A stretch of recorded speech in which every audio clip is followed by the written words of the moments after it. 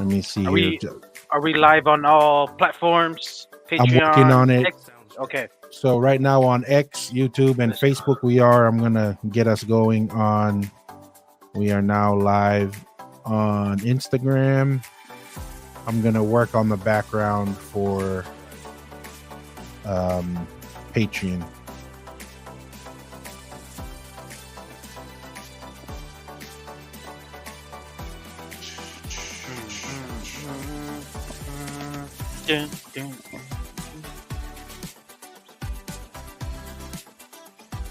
Create live stream.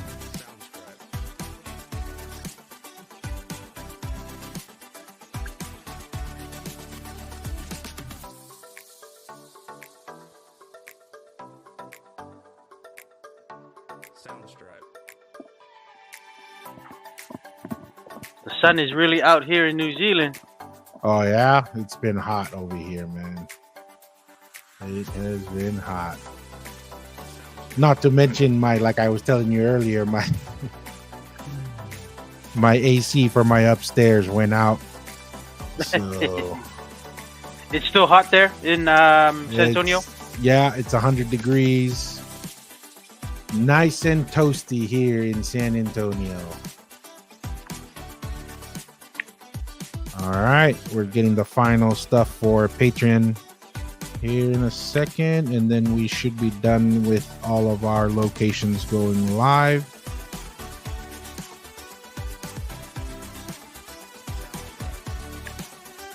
All right, mission accomplished. We are live on all platforms. Let me close that out.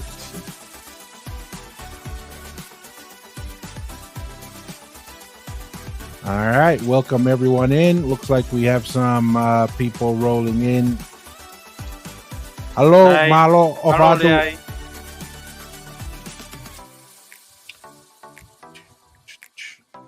Man, what was yeah, we'll get into some of the social media comments. It's been a while since like you said, and we'll focus on TikTok. We'll give some TikTok. I mean, we haven't done any lives. I try to do those 2 live sessions to get us some of the features. I need to go back and check, see if those features have popped up for us. Nice. But all good. Welcome everyone. We are currently live on Facebook, YouTube, Patreon, Instagram, and on X with our cousin Musk. I don't know if you guys heard, but it looks like our cousin Mark Zuckerberg, Uncle Donald, said he might go to jail for the rest of his life. I guess a lot of the pressure, people potentially like suing him because people lost jobs because of the censorship. A lot of lawsuits that people may be bringing his way because of the impact of the censorship that they did on people's lives, mental health, all that other stuff coming out. So it can get a little bit, might get a little bit rocky for Mr. Zuckerberg. Yeah. And that's the powerful thing of having Elon Musk on our side. It kind of strengthens our presence in the digital platform and kind of balance the power, because before it was like every tech billionaire and tech company were against Trump, you know. Yep. and there were ones who were neutral. There were ones who were neutral, just didn't do anything. That was crazy. But obviously, it's made this fight a lot more well versed and balanced. No, 100%. The best spent 44 billion I have ever seen. Most effective 44 billion. We're probably not going to get to that story here, but speaking about Elon Musk, do you see that Tonga had that earthquake again? And guess what happened to the internet cable? Broke from what I saw. No, shit. I don't know what they're gonna keep. They're just like wasting taxpayer money, eh? Shit. Yeah, Malomo, Elon Musk. This is the kind of stuff we're talking about, man. You got to look to the future. We're always, if we're just gonna be sticking to internet cables, like we're always playing catch up. You know what I Well, mean? You got to have some vision. I was just thinking maybe this is the problem with people trying to put democracy because you can get people who are not so smart and they will still keep doing right because our leaders now are being elected Yeah, kind of yep. pretty much, and unfortunately, you can get some people who are not so smart in the top job, you know, because Welcome to obviously, democracy. welcome to Welcome to democracy. democracy. And that's the thing. Hey, Tai, yeah, I know Masi brought up Mm, that Man or Samoa and yeah, Ikaretahi are getting ready to rumble. I'm this is basically going to be playing for who's going to be at the bottom because Tonga couldn't beat the Reds. We couldn't beat Spain. Samoa got a shellacking from Fiji. Fiji has made yeah. tremendous improvements. So basically, we're trying to say, hey, who's gonna have a tokonaki to take home and who's gonna go home empty-handed at the end of the tournament. So, Malo Tai, thank you for joining in. And just for everyone, we are going live right now on Facebook, YouTube, Patreon, X, and also on Instagram. So we'll be starting shortly.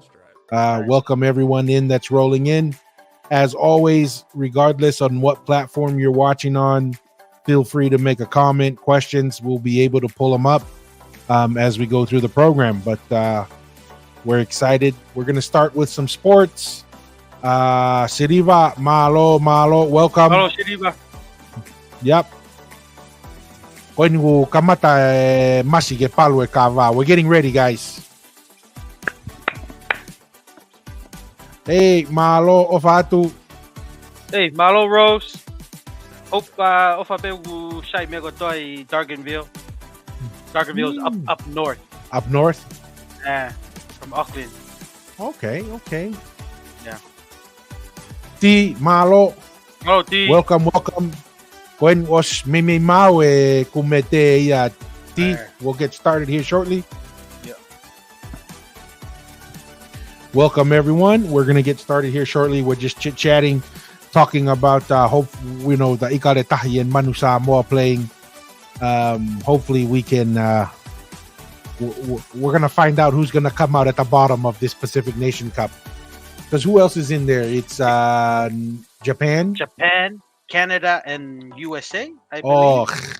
if USA and Canada is in there, we got a chance of not being at the bottom. I didn't know that I don't. Yeah, we USA. do have a chance. I don't know, but us losing to Spain at home. That was pretty bad. That's That's pretty bad. that's crazy. Like Yeah.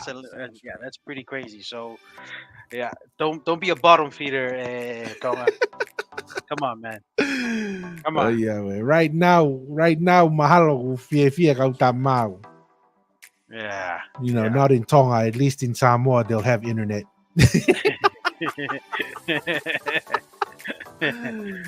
Oh yeah. boy. Marie Tonga, Marie. All right. Well, let's get started. Welcome Let's go. everyone to another digital Kava session. We'll go through our typical intro here, and then we'll get the ball rolling.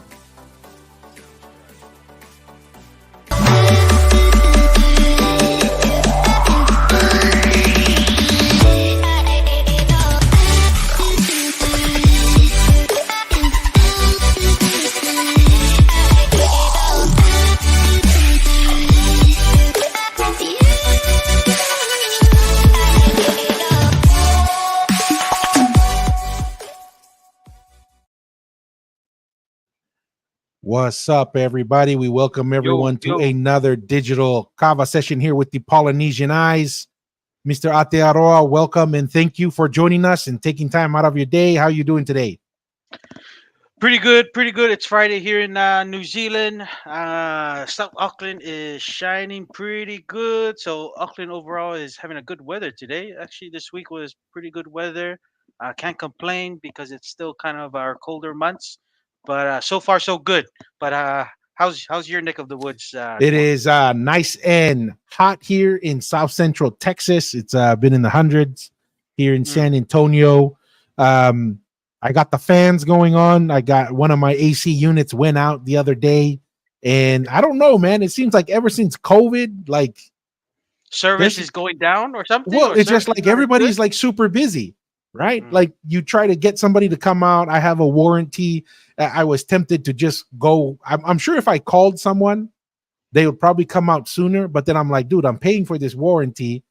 But then the warranty takes a week and a half for someone to show up. I'm like, my shit, my warranty. I don't know. That's so un-American with the not Uh, good service because they usually America is known for its good service. That's more yep, of like 100%. But thing. it's nice and warm, So I don't know how my girls do it. They come up here because I told them they can just sleep downstairs where there's the AC. My three older ones like, nah, we just go upstairs with the fan. We're good. And I was like, hey, Marie. Mm, We'll nice. catch up on a couple comments. Hey, Junie, yeah, like Masi said, that's a soccer nation. How in the world did soccer nation beat Yeah, us? Masi? yes, and that's what I'm saying. If don't, that's a big game for the Ikaretahi against Samoa because if we win that game, we won't be bottom feeders. But if you keep losing, oh man, come on, Ikaretahi. Come on. Man, yeah, you guys, hopefully they Karetahi and Manu Samoa have a great game today. They both, I know Samoa had a rough start to the tournament. Tonga needs a good start, right? Yes, yeah, If we come out of the gate slow, I'm worried the rest of the tournament's going to be bottom feeding, which yeah. is really unfortunate.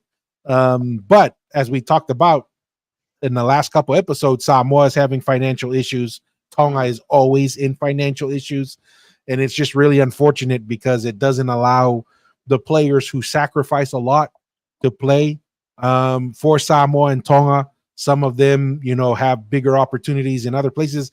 And I'm not talking about like other countries, even though some of them could. I'm just talking about just their normal contract with their clubs, right? If they mm, go represent Tonga and get hurt, they're putting at risk their livelihood. So it really is unfortunate that mm. Tonga and Samoa Rugby Union can't get our act together to take care of those players. But kudos to Fiji. Fiji's done a great job, Yeah. and they seem to be making great progress, both financially and performance on the field. Any thoughts on that? Much? No, it does seem like Fiji is really kind of progressing really well. Looks like Samoa and Tonga are still trying to catch up. Looks like we're trying to catch up to Fiji in the rugby play because every time we play Fiji, it hasn't been really that close. Um, Mm-hmm. just a basic thing. If Tonga and Samoa can just conduct a basic operation of just making sure everything goes smoothly. There's a smooth transition when you travel. Players are getting the amount of money that they do get paid by the national union clubs. If you just take care of those basic Simple things, operations, right? simple things, uh, the people will always be proud to represent those countries, particularly Samoa and Tonga, because it's a strong cultural heritage tied there. Even though many of our people are kind of living outside of those countries, but the cultural ties and it just shows the strength of the culture passed down to the next generation. People are always going to put their hands up to represent those clubs. But yeah, Yeah, 100%. Hey, Ray, Malo, hello thank you Ray. for stopping by. Loma's excited for the weekend. And, down in Yes, sir. New Zealand, they're a day ahead, so they got theirs. I got here in the U.S. We got One more day. one One more more day day. to wrestle with. Hey, God loves you, Malo. Thank you Oh, for that's stopping another one. by. Hmm. Oh Yeah. yeah, where our official PR rep looks like he's going and doing a Hey, PR trip to Utah. So what Matt. up, bears, Malo? Hey, Tua, you know that God loves you when He sent that one. That's another thing that just happened. The kingi for the Waikato, Tainui, Mm. Maori, he passed away just today, this morning, Oh, 9 years old. So, how yeah, old? 69, relatively young. 69, relatively young. Yeah, Yeah. that's So, unfortunate. thanks, God loves you. Yep. Hopefully everything goes well. The Kingi Tanga and all his followers there. It's a sad day. Yep. No, I appreciate that for bringing that up. I just thought it was mostly Maori. I apologize. God loves you. I skimmed through that and I was like, oh Yahweh. Mm. Speaking Maori, I couldn't translate that. Javier Malo, welcome to the session. Wow. Tevita has a comment here on kind of the topic we've talked up. World rugby standards have leveled up. Yeah, unfortunately, you know what's sad, D. Even if we stayed at the 2000s, I would be happy. But I feel like we've gone backwards, right? Like I remember, like what year was it? Was it 99? 19, which one was in England? That one where, I mean, we got smashed by England 100 and something, but we had Mm. a decent team. We beat Mm. we beat Italy. You know, we Mm. weren't getting smashed by these soccer nations. Now we're getting smashed by the soccer nations, which is Is that the year we beat not a good thing. Argentina too in that World Cup? There's a couple games Tonga beat Yeah, like we had a couple good Argentina, Italy. games. Yeah. Siwa Taumalolo. No. What was his name? Yeah, was it Siwa? Yeah, Siwa Taumalolo. He was the center. Looks like 99. Tevita is saying, hey, Jason, what's up, man? I appreciate you stopping by. Thank you. Thank Jason. you. Rugby League in America. You guys live right now, 100%. We are live on Facebook, YouTube, X, Patreon, and also on Instagram. Yes, sir. So 100% live right now. So we'll jump into our show today. We're going to start out with some sports discussions here. Found a very interesting video. I I forgot the name of this guy. I seen a couple of he has quite a few clips on social media. He's doing really well right now. This guy right here, you know, he's a rugby player. Mm. Hey, Polynesian Prince, welcome, Malo. welcome for stopping by. I think Tupo the Six will be at 100%. I guarantee he'll be there. God loves you. Those are the type of events that you know, families make time to go visit each other, and I really do believe that, even if it's distant. But that's how relationships are maintained. So I'm pretty sure Tupo the Sixth will either be there in person or he'll have someone from the family represent that side.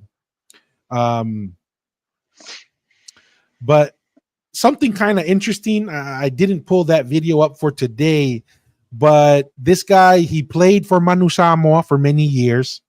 And one of the videos he shared, I don't know what the beef. I think it's because he calls out the corruption and stuff over there in Samoa Rugby Union. On how they But do things, yeah. how they do things. And so they came out like with a list of all the Manu Samoa players and when they came in, The and alumni, yeah. guess who got excluded? Our friend here, the This Sapolo, guy eh? right here. Idiota. Yeah.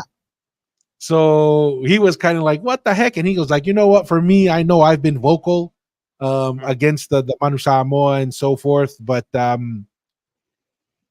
he named a couple other guys that were lawyers that helped the players and stuff to put those guys back in. But this guy, I do enjoy the content he puts out online. He speaks to a lot of important issues. Javier, just to answer your question, we're talking about one of the Maori kings passed away, and this was it early this morning again, Masi? Early, just fresh off the press, just today, this morning. The Yeah. Kingi Tuheitia. He's kind of like the last, the recent, held the title of Kingi Tonga for the Maori Tainui tribe. He passed away. Okay. Yeah, so he just passed away, Javier, and we were just talking with God Loves You of Tupo the Sixth attending the funeral. So with that being said, this is on the Tuilangi family, the brothers, and we'll just kind of watch it react. And he makes a statement towards the end that I thought would be good for conversation, especially with Samoa and Tonga getting ready to play or playing right now. Could be going on right now or very 30 soon. minutes, in about 30 in 30 minutes. minutes. The game's going to start. So thought it would be good to start this this video and react to it. Here Tuilangi was unbelievable. People go crazy over the footage that is there. That's nothing. Yeah, that's nothing. When he's old, he's in his like mid 30s. Look at People that, still man. bring it up. Man, he ran into Berger. It was unbelievable. Even Berger did a podcast about it. Yeah. Was speaking about, oh, he's the scariest man in rugby. That was when he was old. Imagine him in his 20s, in his peak years, like 20. And that's what he was doing in the English Cup. He was writing that. everybody off, literally destroying teams by himself. He was the most unbelievable player. I've never seen a player like him. Like, just straight, but fast, massive. Could have played winger, because their whole family is fast. Like, the Tuilangi family, and I'll say it, like, they're the greatest rugby family in the world. And you ask him who's the fastest. I asked Alessandra who's the fastest, and he said, oh, it's Julie, the Fafa-Finger brother. Sure. She's also like 6'5", super fast. And, Well, I mean, she's chasing them all around. So, but what a family. What a family. he is visually a very scary human being. Like, if there's a body that's close to the Hulk, Yes. And he talks like that. He talks really high.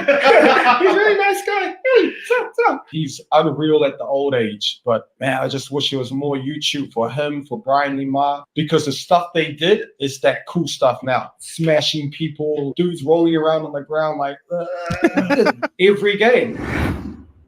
Yeah, I mean, the reason why I wanted to talk, kind of react to this. First off, what are your thoughts, Masi? Any thoughts? Anything pops out for you? Probably that's a good point. He kind of stated, he's made that statement saying that the Tuilangi family is probably the greatest rugby family. That's hard to argue because Exactly. they're doing really well. And I've seen one. I think there's one Tuilangi that's he's doing really well on the French team, or he's getting close to play son. for the French. The Yeah. son. So hey, He's a it's hard massive to- guy too, isn't he? Like 6'6", Big boy. 6'7", Yeah. 18 Yeah. years old, 19 years old. Yep. Getting. I think he's either been picked on the national side or he's just on the verge of being selected. But yeah, hard to argue that. Just with the whole 100 years celebration of the Manu Samoa, and our friend here Sapol wasn't selected. I don't know why. I don't know why Manu Samoa is like that, because he's been an advocate for Polynesian nations to receive better treatment from World Rugby. So I don't know why they're like that, but at the same time, I can't. Maybe World Rugby, because most of the Polynesian unions get either half or mostly all of their funding from World Rugby, and there's certain attachments in that they have to do in order to take that money that World Rugby kind of led them to do to leave this person, because this person's been outspoken about World Rugby on especially on treating Tonga Samoa regarding in rugby union. So I don't know why they did that. They shouldn't. But he's been an advocate for the Polynesian players in rugby. So I'm glad he did that video, kind of just stating his position that what he actually did, and he kind of did things outside of a typical responsibility of just a player. I think he also was in the legal field helping his teammates. So yeah, man, and I watched some of his shows that he does. I think they do like a weekly show. I do Yeah. follow that. I don't 100% agree with everything he kind of says, but he's one of those guys that he's you can still it would be cool just to hang around and just to talk story with, and still chill with, because he has some one thing I do admire about this guy. He, at least he stands up and he voices his concerns or opinions, and not everyone can do that in these days. But Yeah. Yeah. No, 100%. And that's, my perspective is the reason why Samoa Rugby Union is because there I think there is a transition in the mentality with the old school and the new school Polynesians and how to navigate the new world. And I think the old school, like you said, there is a part with World Rugby and the money, but there's also just the old school of don't make too much noise, just do what you're told. You know what I mean? You do those things. And I understand the value in those things, but there's a social contract, right? In order for someone to kind of respect that, there's a responsibility by the person who says, hey, just do what you're told. The one who with the power and the influence has to sacrifice more. They have to be the one speaking up on behalf of the person that they're asking. So you can't just tell them, be quiet, and then you don't try and bring up their concerns or address it. And I think the frustration that's coming out from some of the players is the old school way of, okay, they just be quiet. Let's just go through. Like we said, sometimes just Yeah. be grateful you have a piece of bread thrown to you. And they eat the piece of bread thinking, oh, yeah, well, yeah, someone's going to speak up for me. And then 1 or 2 generations go by. We're still stuck Mm. with the same piece of bread and still being told to be quiet. Yeah. So that's Yeah. where the frustration, in regards to the Tuilangi family being the most, the greatest rugby, hard to argue, like you said. Hard. Yeah. I mean, Yeah. just look at all the siblings that came down. Yeah. Playing for Samoa, playing for England, playing Yeah. in England, playing across the board. And then just, I mean, these guys are specimens, man. Yeah. And the And then speed, the size. their prosperity, the next generation. That's the thing. It's hard to argue because you can go, okay, if you like them as siblings, and then it's like, oh, but then when you add their siblings and then their future prosperity is doing well, playing at a high level, it's like, dude, Hard to it's hard argue to with argue. that. Hard to argue. Yeah. Hard to argue. And that just goes to show how that whatever the recipe is, it's a pretty dang good recipe Yes, sir. that they're doing. Oh. I mean, whatever selection, What whatever are they genetic pool. What are they putting inside their palusami? What are they doing? Shit. That's like what I asked myself with the Polynesians and especially the Tongans there in like the Euless area. You know, like what are these kids eating, man? What's in the Texas beef? Must be the Texas beef. Yeah. But really cool here. I mean, yeah, I thought that was cool. The other thing that really stuck out to me, Mussy, is this: what they're doing with his comment of saying what they're doing back then is the cool stuff now. Right. And remember, we talked a little bit of how Jonah Lomu, what he was doing was kind of ahead of his time, where the player couldn't be bigger than the team. Right. Yeah. And so there was a lot more pressure to bottle that up. It seems that pressure is kind of loosening a little bit where they're allowing players. They still obviously haven't gotten to the level of in the US or the NBA level, right? Where the players just have a lot more influence Yes. and exposure. But that's something that I think that needs to hopefully grow a little bit more to give the players a lot more influence. Yeah, I got a comment here. There's a lot of raw talent in talking about lack of developing the players. That's why it's better to get the players from Muli because they've been well disciplined and developed and paid for it. Yeah, no, 100%. It's just that exposure. Any thoughts on that, Mussy? Yeah, I could see that exposure and probably the more consistent of playing. Yeah. You know, when you're playing in At a Tonga, high there's level. at a high level and also different types of playing because you know when you're in a small population you're not well versed kind of playing at different types because you're not used to playing different people who kind of learn because most of Tonga, a lot of the schools kind of play the same way kind of thing. It's more of that just pick up and run smash through. That's always been the Tongan way of kind of playing rugby. But you know, hopefully, to me, it just comes to the leadership. You know, once Tonga can kind of sort out its leadership within the union, same in Samoa. I feel like you can get some players from Tonga that can just transition to the national team. And there's only a few, but yeah, most likely our players would have to come from overseas to compete. Yeah. And to me, that's one of the main reasons why I think Fiji has made such a big jump. Yeah. Their Fiji-based Super Rugby team is a big deal. Yeah. Right? They're consistently playing against higher level. Their economy is big enough and they have the facilities to host home games. So they can develop a lot more of their top tier local talent on top of bringing in the foreign players that have the advantages that Devita is mentioning here of higher coaching overseas, even higher competition.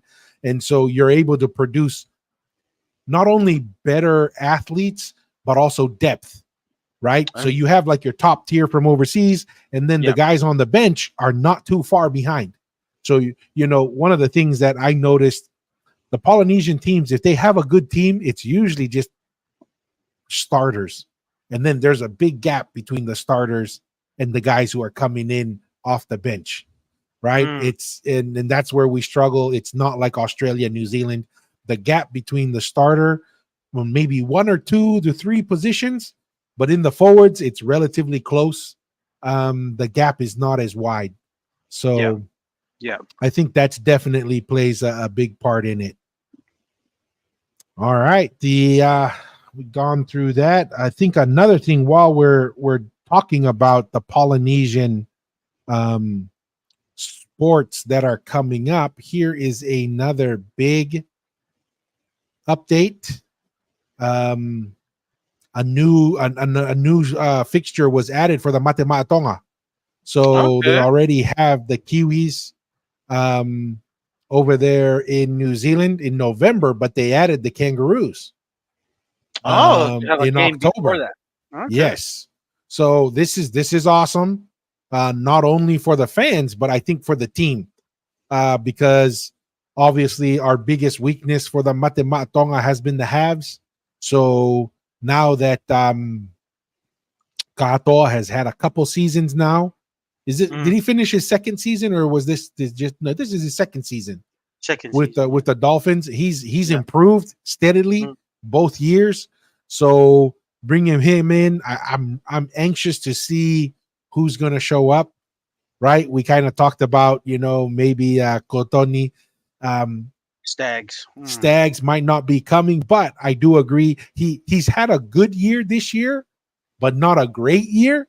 So maybe he'll be beaten out by some other guys for the Kangaroos, which will kind of hopefully make him lean a little bit more towards the Matema Tonga. But I don't know. I don't know about you. Mm, Nothing against Aikaletahi, but I'm more excited for these games. I want yeah. Aikaletahi to do well, but my expectations for Ikaletahi is let's just not be bottom feeders. Matema Tonga, I'm like, dude, it's going to be High difficult, expectation. but there's a Mm, decent chance we could win both of these games, yeah. despite our poor tour to England last year or the year before. Any Yeah. thoughts, Masi, on that? I'll be interested in the viewers too. I've kind of stated this explanation of why, in order to improve Tonga's for the Matima Tonga for the next World Cup. But yeah, I'm already ready to move on from Christian Wolf. I'm just interested on the viewers if they think MMT needs to move on, because I'm a big believer. Expectation is a lot different. Matima Tonga and Ikaritai. I think I'm more aligned with you, Tua. Kalitahi, just don't be bottom feeders. Anything than that, then it is what it is. But Mate Matonga, it's more of an expectation to be always be in the top three, like in the world. And the pull of Mate Matonga is still very strong, and not only within the players, I feel like Mate Matonga will be an attraction for even top NRL coaches that have proven experience that can really, because I feel like this is what the Mate Matonga needs. We need somebody to really mold these guys to really play well together. I feel like we've already given an ample time to Christian Wolf. He's already had two World Cups. I think that's enough. Usually, if you're a team that you're expected to win, the Mm-hmm. level is you move on to the next coach. And probably that mentality hasn't really hit the I guess the committee of the Matematonga team.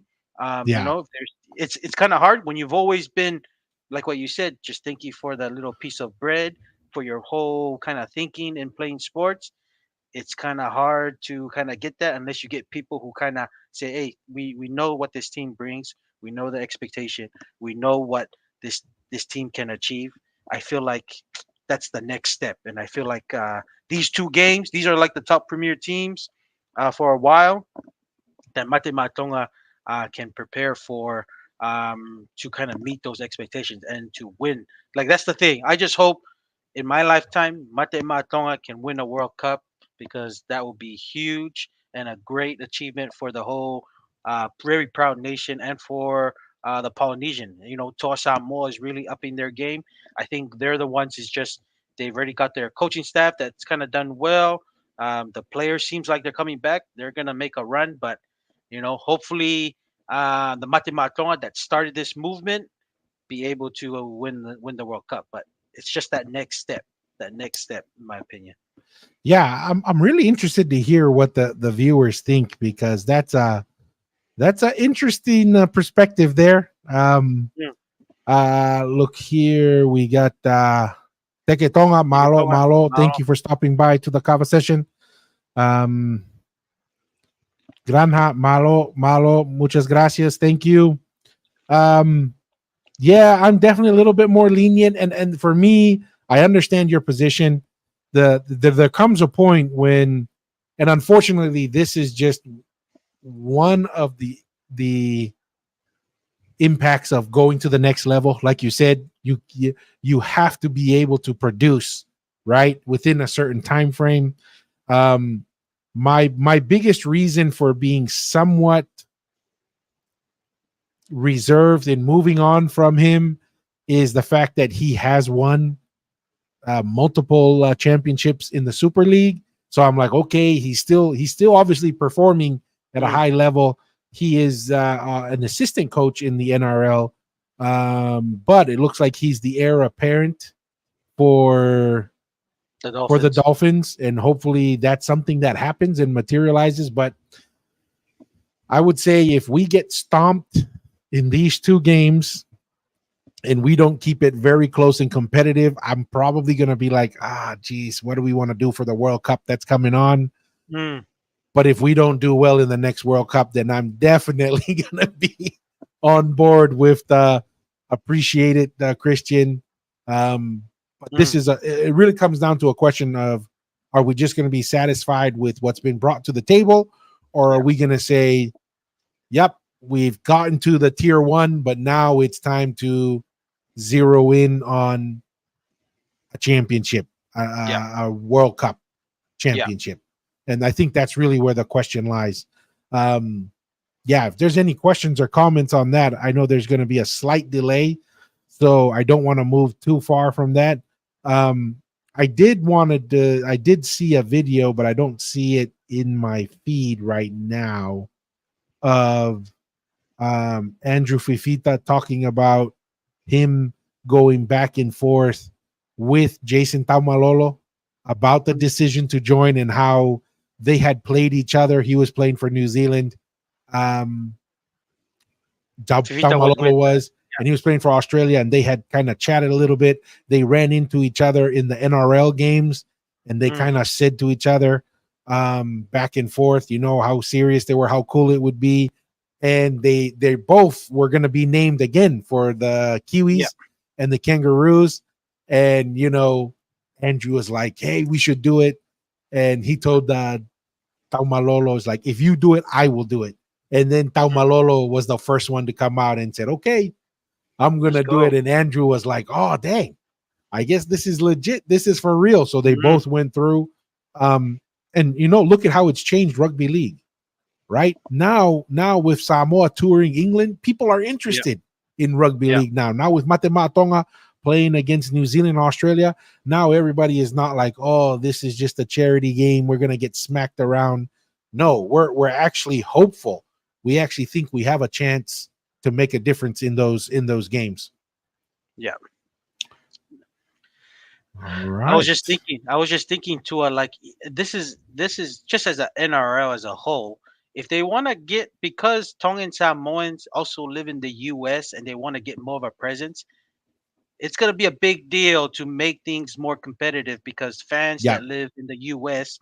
is going to be part of the promotion of rugby league in America, because they'll be able to fill out. Even if you take, I'm pretty confident you take a Matema Tongan and a Toa Samoa in the, played outside of Australia and New Zealand in America, you're gonna get a good crowd show up. So No, 100%. so You so take yeah, them. just part of Yeah. growing the game. It's going to be important, in just in the whole NRL thing. That's why it's important to keep everything when you let players choose which countries they want to play for, and keep things competitive. Things will always work out if you allow player movement as much as Yeah, possible. I can't tell you how many people I saw fly to New Zealand to watch the Matema Tonga from the US. Yes. They went just to go watch them, right? Mm. Because of all the hype, and then just the Yep. energy from the fans on the streets, people, and then obviously winning makes a big difference, Yep. right? Winning and people flying there. I think, you hit the hot spots of California, Utah. Even you maybe even be able to pull enough, maybe in kind of Pacific Northwest in Seattle. Yep. But there's a handful of locations you bring Toa Samoa and the Mate Tonga to play each other and Yep. get the top tier players to come. Yep. Like the Jerome Luais, the Brian To'os, you bring the Jason Taumalolos, kind of like they're building up now, bring them to the US. Yeah. It'll catch some eyeballs, Yep. I think that'll get a lot of interest here. That'll be interesting. That would be very interesting. Yeah. All right, our next story here. This is pretty exciting news. Destiny Ayava becomes first female tennis player with Samoan heritage to play in the U.S. Open. I remember hearing about her maybe 2 years ago. Kind of hearing about her, and then it kind of went quiet for a little bit. But it looks like she's been working hard in the background. Yeah, she's still being very competitive. She's only 24 years old, so she's kind of probably in her prime, or getting close to her prime. So this is great news for Polynesian athletes. Once again, getting into a variety of sports, not just our stereotypical contact sports. We're starting to see people get into the entertainment in the WWE, New Japan World Wrestling. We're seeing people going into the music and into other kinds of sports. So this is big news to have her be successful at that level. Any thoughts or comments on that, Masi? No, pretty cool to see Destiny Ayava being a trailblazer in tennis. That's pretty cool. Definitely one of the new sports. Kind of like, it reminds me of Tony Finau, how he's being the trailblazer in the golf. So it's pretty cool to see Destiny Ayava kind of starting that new look of what Polynesian athletes or young kids that can try to kind of diverse their talents a little bit, different kind of areas. So it's pretty cool. Yeah, it is pretty cool. And these are one of those sports like golf. You got to start at a relatively young age, right? Because it's a lot of technique and repetition to be good. This is, it's a lot more difficult to kind of just come raw off of, start playing at like 19 or 20. I'm sure it's possible for some people, but these are one of those sports kind of like playing quarterback. You got to start from a young age. And you got to inspire kids at a younger age. So seeing her accomplish this will probably lead to more kids, Polynesian kids, being open to checking out tennis and seeing that as a potential option. Yep, for sure. Hey, Clyde Moore, Malo Afemai, thank you very much and welcome to the show, Malo. Let's see. Okay, so the next series of topics we're gonna kind of run through here is really focused around Israel Folau. Want to talk about the Israel Folau experience, we'll call it. He's had a rough couple years, right? With especially ever since New Zealand Rugby Union decided to expel him, and because of his religious beliefs and position. So that has been pretty rough on him. And Australian, right? Oh, did I say New Zealand? Australian. Yeah. Wow. Well, if he was in New Zealand, New Zealand would probably do the same thing. They're kind of the same thinking. Yeah, what New Zealand would have done is they would have picked him up when he was 18, let him play a couple games, and then dropped him for the World Cup. Oi, Nacho, Malo. Hey, Nacho. Welcome for coming by, Malo. Brian, Malo Apito Sigimeti, Malo. Welcome.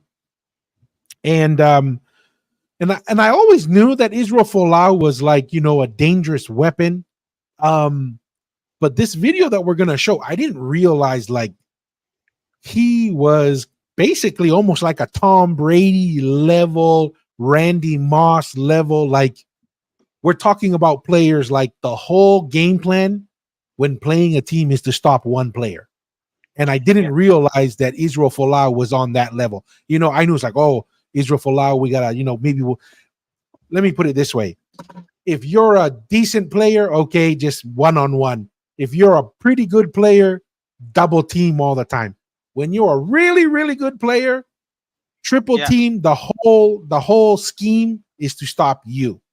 And I want to have everyone listen into this commentary by Aaron Smith that goes into that. And I was just kind of blown away by how much preparation and really how the whole scheme was about stopping Israel Folau. And then we're going to get into some of Israel Folau's recent interviews. But really, this is what shocked me was listening to this.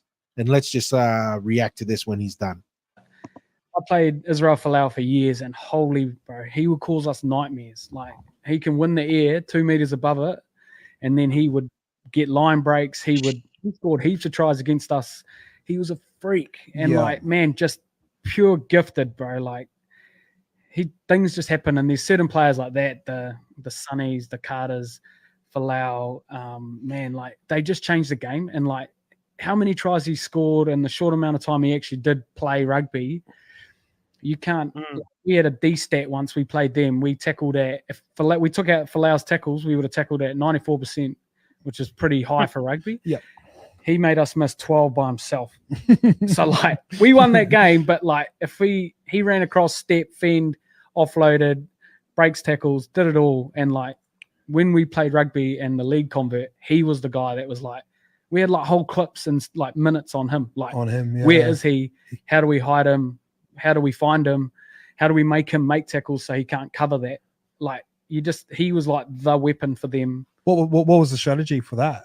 Do you have to land the ball on his head so you made him they'd at the always same put him, time? so like, if we're on a sideline and we box kick, they'd swap him to be there. So we'd have like Folau alert where he's left, we kick right. And Oh, we'd really? like land it on Foley Yeah. or Quaid. Sorry, brother. And then we just because you can't win it, right?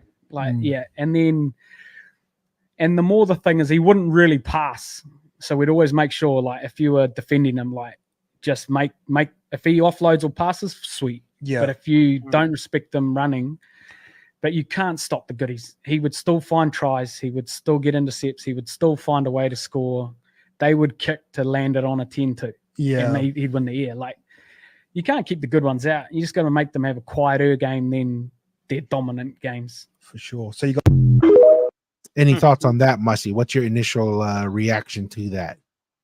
That's pretty cool. I think I'm a little surprised. I didn't know that he was let's just say the main vocal point that you plan your game plan against. But I'm not too surprised because once he kind of left, right when he left from the Wallabies, what happened? Went downhill.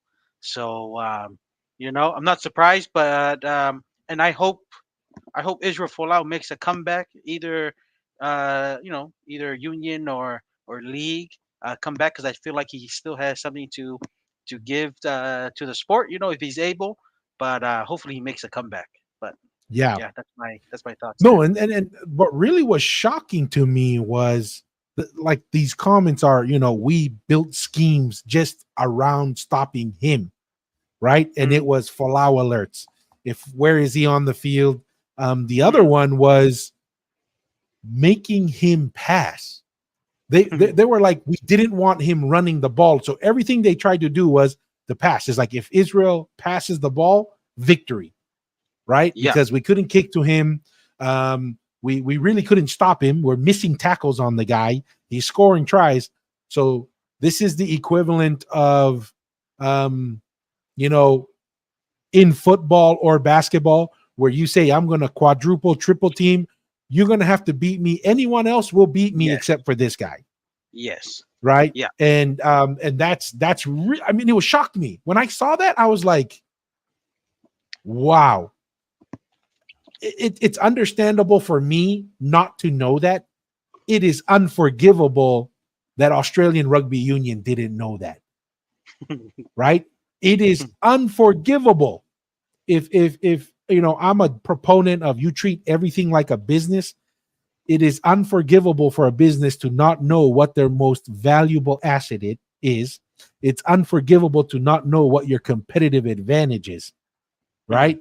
And like you mentioned, when you look at, I know we watched that one video that kind of showed the structural issues with Australian Rugby Union Yes. and kind of their decline because they try to expand too much in Too many Super teams. Rugby. Yeah. Yeah, and it diluted the talent.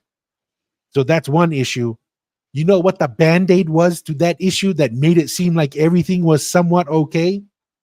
Israel Folau, Yeah. right? Israel Folau was like that last little, the last thread that, piece of hay that broke the camel's back was Israel Folau. He was the only one holding that mess together. And the moment they tried to get an overly, well, basically they persecuted him for his religious beliefs. But once they did that and Israel left, as a Wallabies fan, it's been embarrassing to be a Wallabies fan, right? Yeah. Because it's kind of like, not quite to the level of Tonga, but for a tier one, basically Australia is the tier one version of Ikaletahi right now, Mm. right? Where we're looking at France, Ireland, England, New Zealand, South we're Africa. South Africa. We're even looking at Argentina now Yeah. being above the Wallabies. Like the Italians probably would give Wallabies a very difficult time right now. Wales probably beat them. I mean, right now, for all intents and purposes, the Wallabies are the bottom feeders of the tier one nations. Mm. And that all started with Israel Folau leaving. And the fact that they did not understand that he was the last remaining hope and that they're the people they're competing against, that's the only person they were afraid of. They're like, dude, kick the ball to Foley, kick the ball to Quade Cooper. We don't care.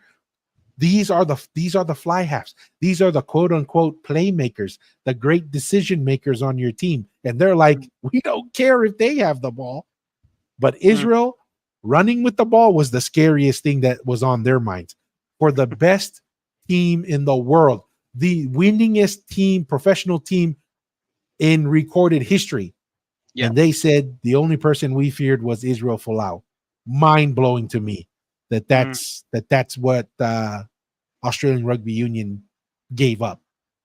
Dang, that's crazy. That's crazy, man. No, because I was just thinking too that see when like the All Blacks were putting emphasis on Israel Folau, right? They're focusing on him. It allows the other players to play a little bit more loosely and get Yep, opportunities, right? they look When he better. was yes, when he was removed, then you just allow the opposition to kind of like, okay, there's no threat of everybody. We can really focus on everybody, and Yeah, that pretty put a stranglehold on Wallabies really kind of progressing to get better, developing to be better. and So that's a good point, right? mm, Maybe they, because they didn't understand how valuable Folau was, yeah, they thought these other guys were good enough to make an impact, right? When they didn't realize the only reason why they're half as effective is correct. because Israel Folau was taking so much mental and physical attention from the competition that Hmm. everybody else looked a little bit better than they actually were. And if you want to call it the Izzy effect, but that's a good point. I didn't think about that. Yeah, Couple comments here. Mas Ikaletahi needs it. Didn't he join the Ikaletahi for a couple yeah, games and we didn't do well? The problem is Nacho Ikaletahi Tonga is so structurally confused that injecting that talent, I don't know how much that the talent needs some stability, and there's no real stability in my perspective from the Tonga Rugby Union to really take advantage of a talent like that. Any thoughts, yeah. Masi? Yeah, no, the problem with Ikaritahi is it's more of just doing the basic. We kind of touched on it, Tua, more of the operation outside of the field. This is more of the management and also providing and utilizing the resources they have to kind of put on a good team Mm-hmm. on the field. And yeah, that's more. I mean, if we had more of like the Israel Folau, I know Israel Folau was there, Butau was there, and it's still we didn't do so well. Fekitoa. Yeah. Fekito, we probably need a whole bunch more guys if we're gonna have just talent wise. But yeah, the glaring issue for the Garitahi, in my opinion, is the just management. So they need to Yeah. sort And that out. I mean, these guys basically showed up a week or two before the game. It's hard to get, like I said, structurally, Yeah, there's just so many problems. yeah, It's going to be a challenge. I really like this by Polynesian Prince. I think that's true. I think that's a pretty good definition, right? Gucci version of Lomu, just because of the skill sets that hmm Israel brought. I mean, Lomu, his physical measurables are just off the charts. yeah, Israel's tall, lengthy, doesn't necessarily have the power and the balance and just the overall impact on the game yeah, through strength and speed. Israel was much more finesse and really yes. great at it. Really great at it. Mm. Um, hey, Renegade, welcome. Yeah, it's gonna be on fire. I'm really excited for these two test matches against Australia and New Zealand for rugby league. So that's gonna be really, really awesome.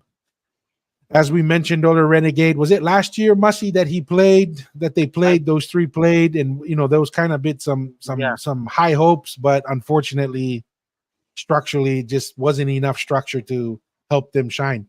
I mean, yeah.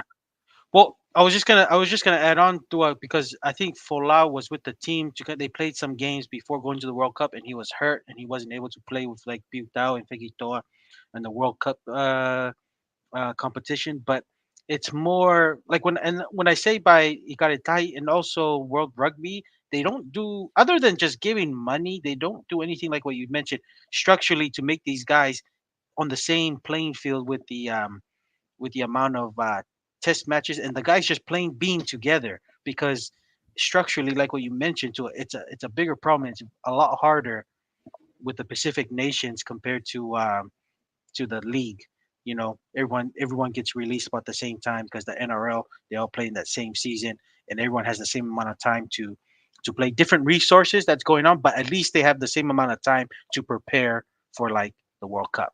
There's a yeah, huge disadvantage for Tonga and Samoa, especially. no, 100%. That's a pretty funny one. Yeah, structurally not the greatest, not the greatest. Sikimeti here, yeah, political correctness, man. As they say here in the US, you get woke, you go broke, and Australian Rugby Union is in that problem right now, right? They tried to get a little too politically correct, and then not only do they still lose money, but then now their team sucks on top of that. So how are Yeah, you gonna try and build back when you're losing left and right, and the sponsors leave you anyways? yeah. No, good point. Brian brought up, and I feel like this is a contribution that Polynesians can do for the Western world because not only that Folau stood up and just shared a simple expression of his belief, and it was just a direct quote from the Holy Bible that everyone knows of, and he was just kicked out for that. But I don't know if you remember to it, but you remember the three Polynesian boys? There was a Samoan, the Tongan from the The Sea Eagles NRL, NRL. When they were kind the of the jersey, team was telling them putting to that on the force them jersey. put the alphabet mafia or LGBT slogan or kind of representation or symbol on their jersey, and they said no, and they skipped that game. And I'm glad they stood their ground because at the end of the day, it wasn't a big deal, and they didn't kick them out just like Folau. Because I think the NRL news like, you know what? I think over half of our players are Polynesian. Maybe we know we're not going to do this. So what happens? They remove that out, and now it's just play sports. That's what people just want to do. That's what many Polynesian kids, actually many, I would say, many Polynesian kids just play the sport because it helps with their family. It's not like this. It's because they're also talent and they also have the physical thing, but I feel like mentally a lot of them are driven because of family, Yep. and their beliefs. They're brought up in a strong Christian home. Most of them, not everybody, but in a strong Christian home that just don't cross that line. Just let the kids play, like we say in Kahuku. Just let the Let kids the play. kids play. Yeah.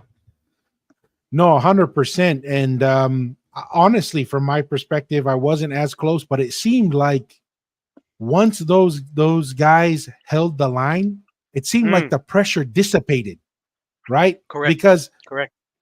the way to face a bully is to stand up. A bully only Correct. understands one thing: pressure, right? And Mm, standing up. And I felt like once they stood up and they realized, like you're saying, it's like, holy smokes, what happens if the rest of the Polynesian yeah. players decide to do this? Okay, we'll step back, you know. And there's ways that we can do this. We don't have to one win over the other. There's ways that you can navigate this, right? If Mm, somebody doesn't want to do it, don't force them, you know. yeah. And those who want to do it, okay. But yeah, very interesting. What are Correct. your thoughts on this one, Masi? You guys have any idea who would be selected for Matematonga? What Ooh, I that's a do good know, Renegade, question, Renegade. is Oh Mussy boy. doesn't want to select a coach.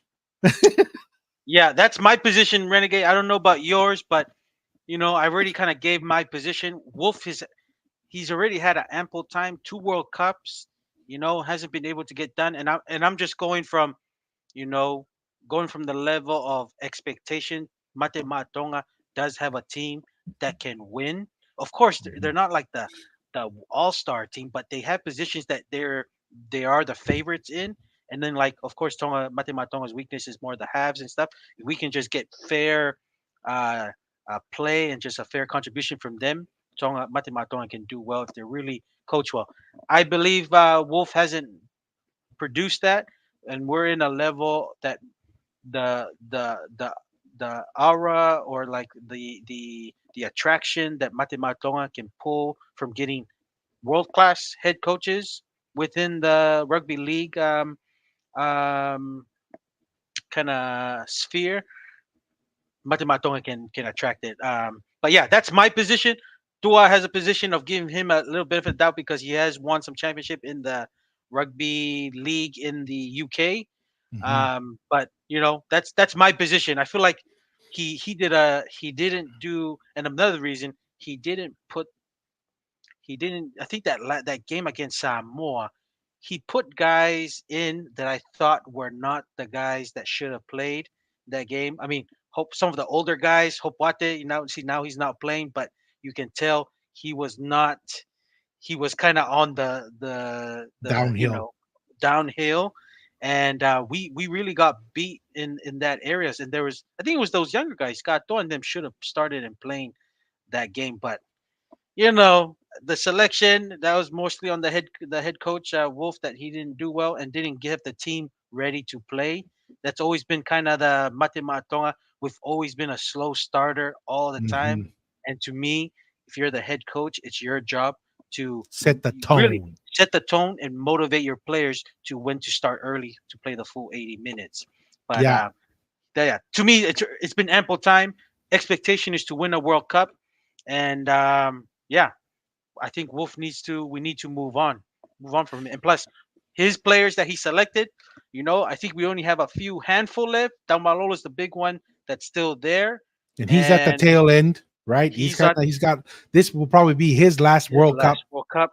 So I right? just don't want. I just don't want to waste the what we do have, and we need to figure out the head coaching. Yeah. That's So, in regards to players that I think more than likely will be on the team, right? Because I don't see them changing. Like Tessie New at fullback from the Broncos, I think he'll be there.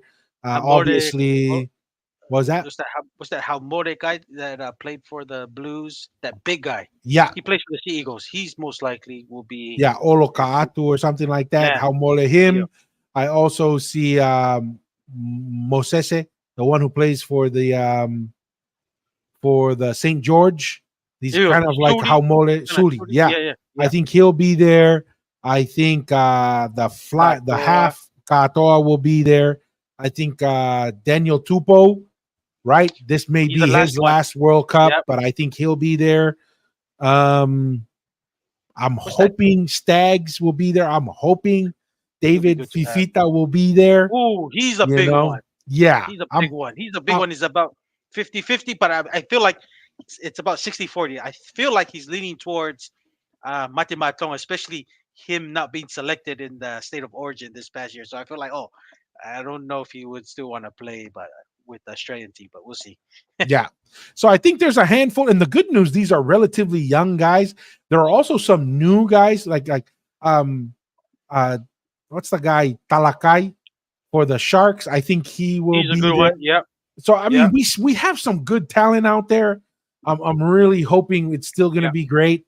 Yes, true, Tom. Yeah, it was very disappointing. I agree. Kola should have been given more chances there. I think. Yeah, I think this is the same criticism, kind of going along with what you were saying, Masi. I saw the strategy that he was doing. He was trying. Christian Wolf. I think he was trying to not.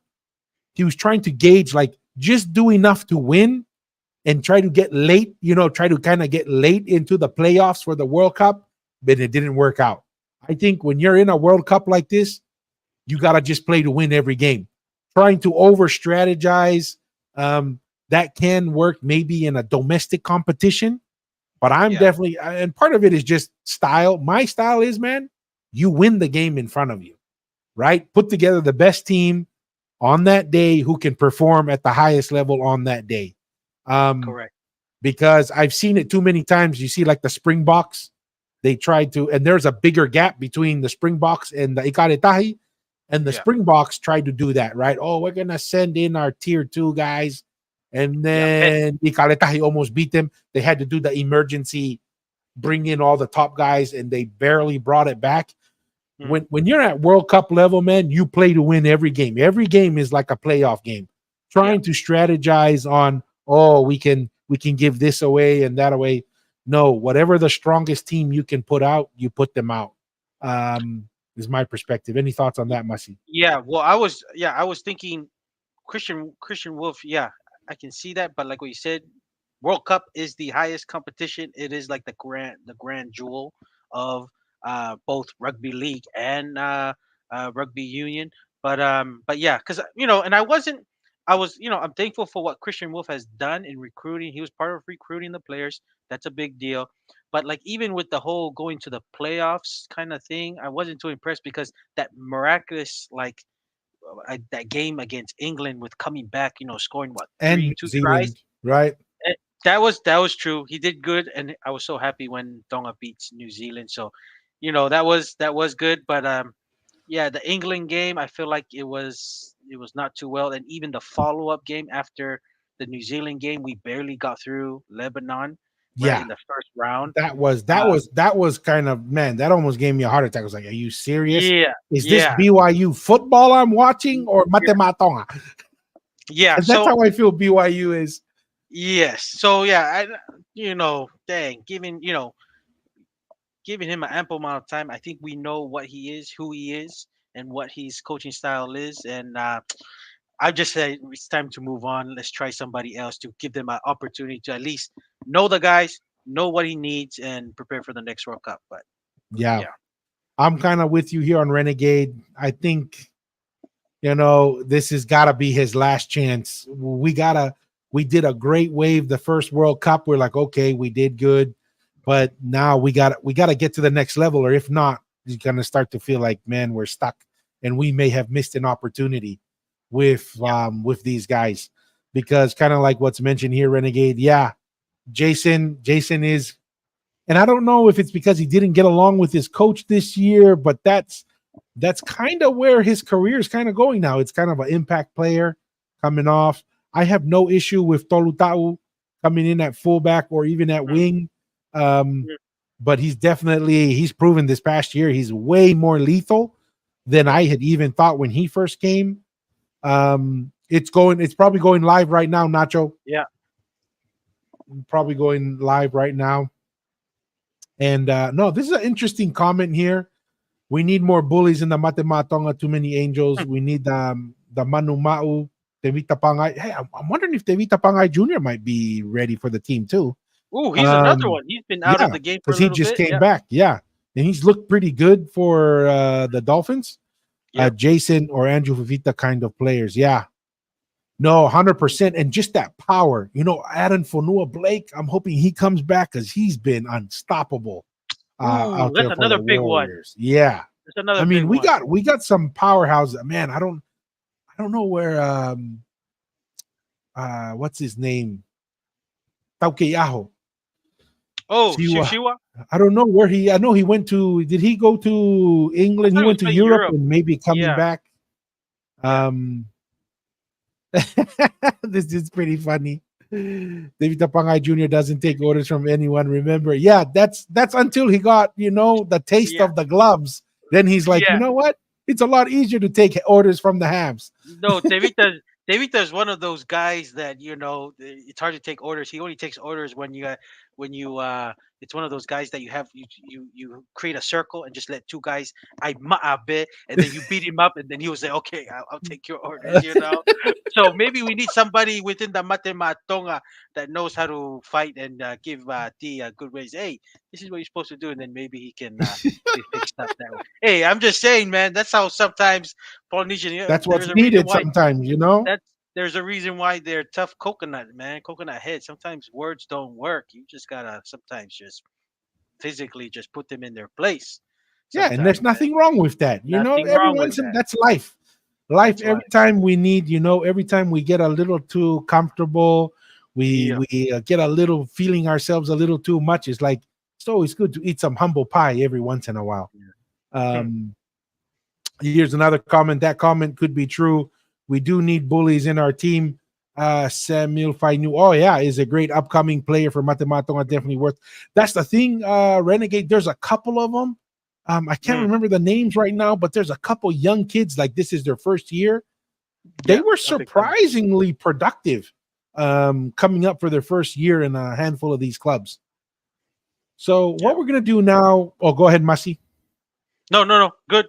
No, Yeah. those we just need a little bit of toughness and another thing is just more maybe some players to kind of hold other players accountable will probably be a good thing. You know, when Yeah. you especially when you want to win a championship, that next level of just holding each other accountable. Don't be a little bit too laxed or just chill. But having other players hold each other accountable will be a way of part of the big factors in winning World Cup. Not 100%, 100%. So now that we kind of talked about this a little bit, I do want to go into some clips of an interview that Israel did on a couple of on this podcast. Just want to listen to them and kind of drive some conversations there and some reactions. So this is the first one. I didn't have time. I had a specific order in mind, but we're just gonna play them as they come. But here's the first one. Better at league or rugby? I think I'm better at rugby than league. And I enjoy playing rugby a lot more than league. I'll tell you why, because being an outside back in that, when you're playing league, if I'm playing on the right edge, I'm just there the whole 80 minutes, you know what I mean? When you play rugby as an outside back, you have the freedom to roam around and go and play on both sides of the field. So that's something I really enjoy and you can pretty much pop yourself up anywhere you like, So and I guess, as a fullback in league, that's what they do, obviously, in that game. Any outside back can do that in rugby. Like whether you're winger, centre, fullback, doesn't matter. You can just pop up wherever you want, So that's something I really enjoy. And then there's so much like tactics that go into the game as well. There's a lot of, field position's big. And so there's a lot more that goes into it, whereas I think league is a lot more of a basic game, but physically more demanding to play the game. Any thoughts on that, Masi? No, pretty cool. I like how he explained with the reason why he prefers to play his position in Union. He has a lot more freedom to kind of roam around, and I feel like I think that's why he excels so well in rugby. When he has that freedom to play a little bit loose and stuff, he can really show his skill set in on the field. So, nah, pretty cool, and I like his explanation of Union is definitely a field position game, and it's the reason why if you like kicking the balls for field position, people can like Union, but people just want to see like your running and ball passing and more in game play. League is probably the way to go. That's why people like that. So no, I like his explanation on that. Yeah, and there's a couple things that stuck out to me, especially when you compare the two games. rugby league, like he says, it's a simple game and it's more demanding because there's more physicality. That's more Yeah. exciting. That's why Yes. rugby league is a better product. It's simple, right? It's straightforward. There's a lot of power. There's a Mm, lot of contact, and there's more excitement, right? hmm Having only 6 downs or 6 tackles Yes. drives innovation. That means you have to be efficient on offense. You can't just do the pick and drive 4 times in a row, right? Yeah. When just to maintain and kill the ball because you only have 6 opportunities to Yeah. either make a play or like football. That's why football only has 4 downs, right? And if you aren't able to move the ball, then you give up the right to the ball. So I think that drives it more. And that's one of the challenges being a rugby union viewer is there's so many little intricate pieces of rugby union like we've talked about in the scrum. Sometimes it's hmm difficult to understand what's actually going on. Sometimes a scrum will take like 7 minutes and all you're Yeah. watching is like 16 guys collapsing over and over and it gets frustrating. The And then kicking back and forth the can kicking kind of. back and forth. It's like you're watching a tennis match rather than an actual game. But yeah, I thought those were interesting comments that he gave there, and give some good insight as to what that experience was like for him. All right, let's go to the next one here real quick. And rugby come to an end. You obviously a proud man of faith. Yeah. What was that experience like? When I put up the post, I never thought that I would get terminated for it. If you know me personally, you know the intention behind the post. And I think the media played a huge part in Mm, taking it and spinning it the way they wanted to, and I think that built all that pressure and momentum. But I've got a lot of family members that are gay, Yeah. and I still love them the same. It's not it. It's obviously comes from a point of view of faith, and I believe in the Bible and what that truly says, which is why I stand by that. But in terms of hate or anything towards the LGBTQ community, I actually don't. Like my intention from my heart is to spread that in love based on what I believe in from what the Bible says. So again, I understood as well from the Rugby Australia's point of view, from an organisational point of view, but I think we could have understood each other a bit more. If we just spoke a lot more in depth around understanding each other. And yeah, I'm glad I went through it, bro. Like I wouldn't change it again. If I went back in that time again and could change certain things, I wouldn't. The growth that I've gotten from it It's as worth a person, it's worth it big time, bro. Any mm. thoughts, Masi? I thought that was a pretty awesome response, Yeah. but what are your thoughts on that? No, I mean, just with the whole post, I mean, we kind of touched on it earlier, but also when he said the media, it reminded me of what Uncle Donald Trump said, that the media is the enemy of the people, and I think Right this is now. good Yeah. right now, right? These medias are not independent journalists. What they used to do like 20 years ago, they have a certain agenda and have a certain narrative they want you to believe. Obviously, media is the elite occupation for many people in that industry. It's different than the small media networks. They're just producing news and current events that are pretty unbiased. It's just very informative. But these mainstream media are are in this level of elitism that they want you to think a certain way, and obviously people expressing their views and their faith is not part of that, so they're gonna demonize and make you look like the bad guy. And it looks like Yeah. that's what happened with Folau. But the media achieved their objective was to kick him out. But at the same time, Folau was able to actually understand who he is and actually strengthen, probably not even strengthen, but instilled his belief even further. From what I heard his response, because he's doing really well. Usually when people go through those things, I'm sure it takes a mental toll on them and their families. And Folau is one of those people that we all have people that are part of that that lifestyle, and it's, it's more of a family issue. It's not a thing that you you um you just kind of think that it's a okay lifestyle kind of thing, because love is also, it's not just a one way, it's always a two-way street. Yeah. That's how I see it. So, hey, big props to Israel Folau for doing well, and he's actually thriving at the moment. But unfortunately, Wallabies don't have him now, because I can tell you they can use him. They can use every bit of help that they can get their hands on. You Yeah. know, no, and that's what really stuck out to me was, you know, who needed who more, and it's Mm, pretty obvious to me. Australian Rugby Union needed Israel more than Israel needed them, yeah. right?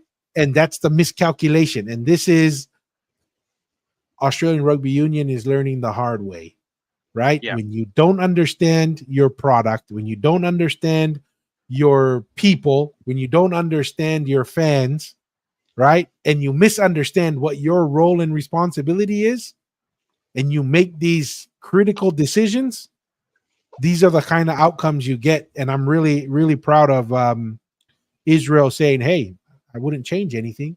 That's not him Mm, saying like, "Oh, everything was great." Like you were saying, it put a lot of yeah. pressure um, on him and his family, and it was not easy.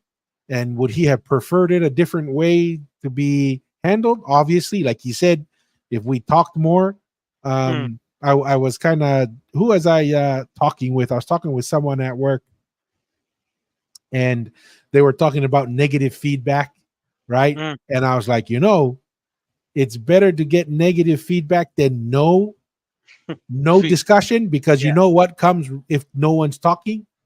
You're War is fired. coming. Yeah. Yeah, war is coming, Yeah. right? War is coming. And so good on Israel Mm, for holding true, and he's going to come out better for that. yeah.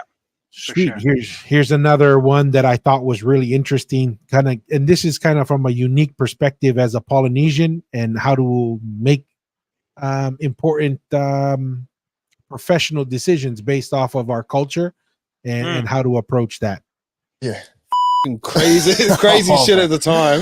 What was it like going through it? I didn't want to do it, to be honest. So I didn't pause it soon enough. He's talking about when he went to Aussie Rules from Rugby Oh, League, okay. right? Because everybody was kind of caught off guard. Like, he's the superstar of Rugby League, and Yeah. then out of nowhere, he goes to Aussie Rules, and everybody's like, "What? What is going on here?" Mm. So he explains it. The main reason why I went to AFL was purely just to help my family financially. And that's one of the big pillars for being a Polynesian kid is, when someone cracks it and they're, bringing in the money and the resources for the family, your decision's not based around just you personally. It's Mm. based around what can benefit the whole family, you know what I mean? And so at the time, I went back and forth with my parents, and particularly my old man. I didn't want to go. It was just something I just never wanted to do. So I wrestled with that for a long time. I was rocking up to training and hating like going there, like I just wasn't enjoying it. At the end of the day, the money was too good to refuse, and I went purely just on that one choice was just I respect that, bro. yeah, Yeah. and that's the truth, bro. Yeah, 100. And I did it I did it at such a young age, and I didn't want to do that, but I did at the time, and I did it for family reasons and purely just because of that. But now, I think if I was to give any advice to young kids coming through and Polynesians, I think it's always a good mindset to help your family out, but you got to do what you enjoy. Very interesting response. What are your Yeah. thoughts? No, I think I kind of touched on it before.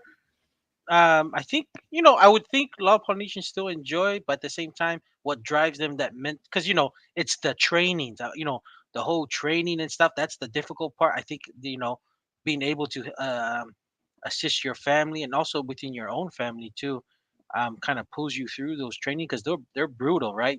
And it's always fun to play in the games, and then you kind of really enjoy that part. But yeah, I think that's a good advice. I think Folau, it's I'd never heard the reason why he played for the Aussie Rules, but The money was good and was able to help their family, but he didn't enjoy it. But he kind of thought this would help the whole family, and that's why he did it.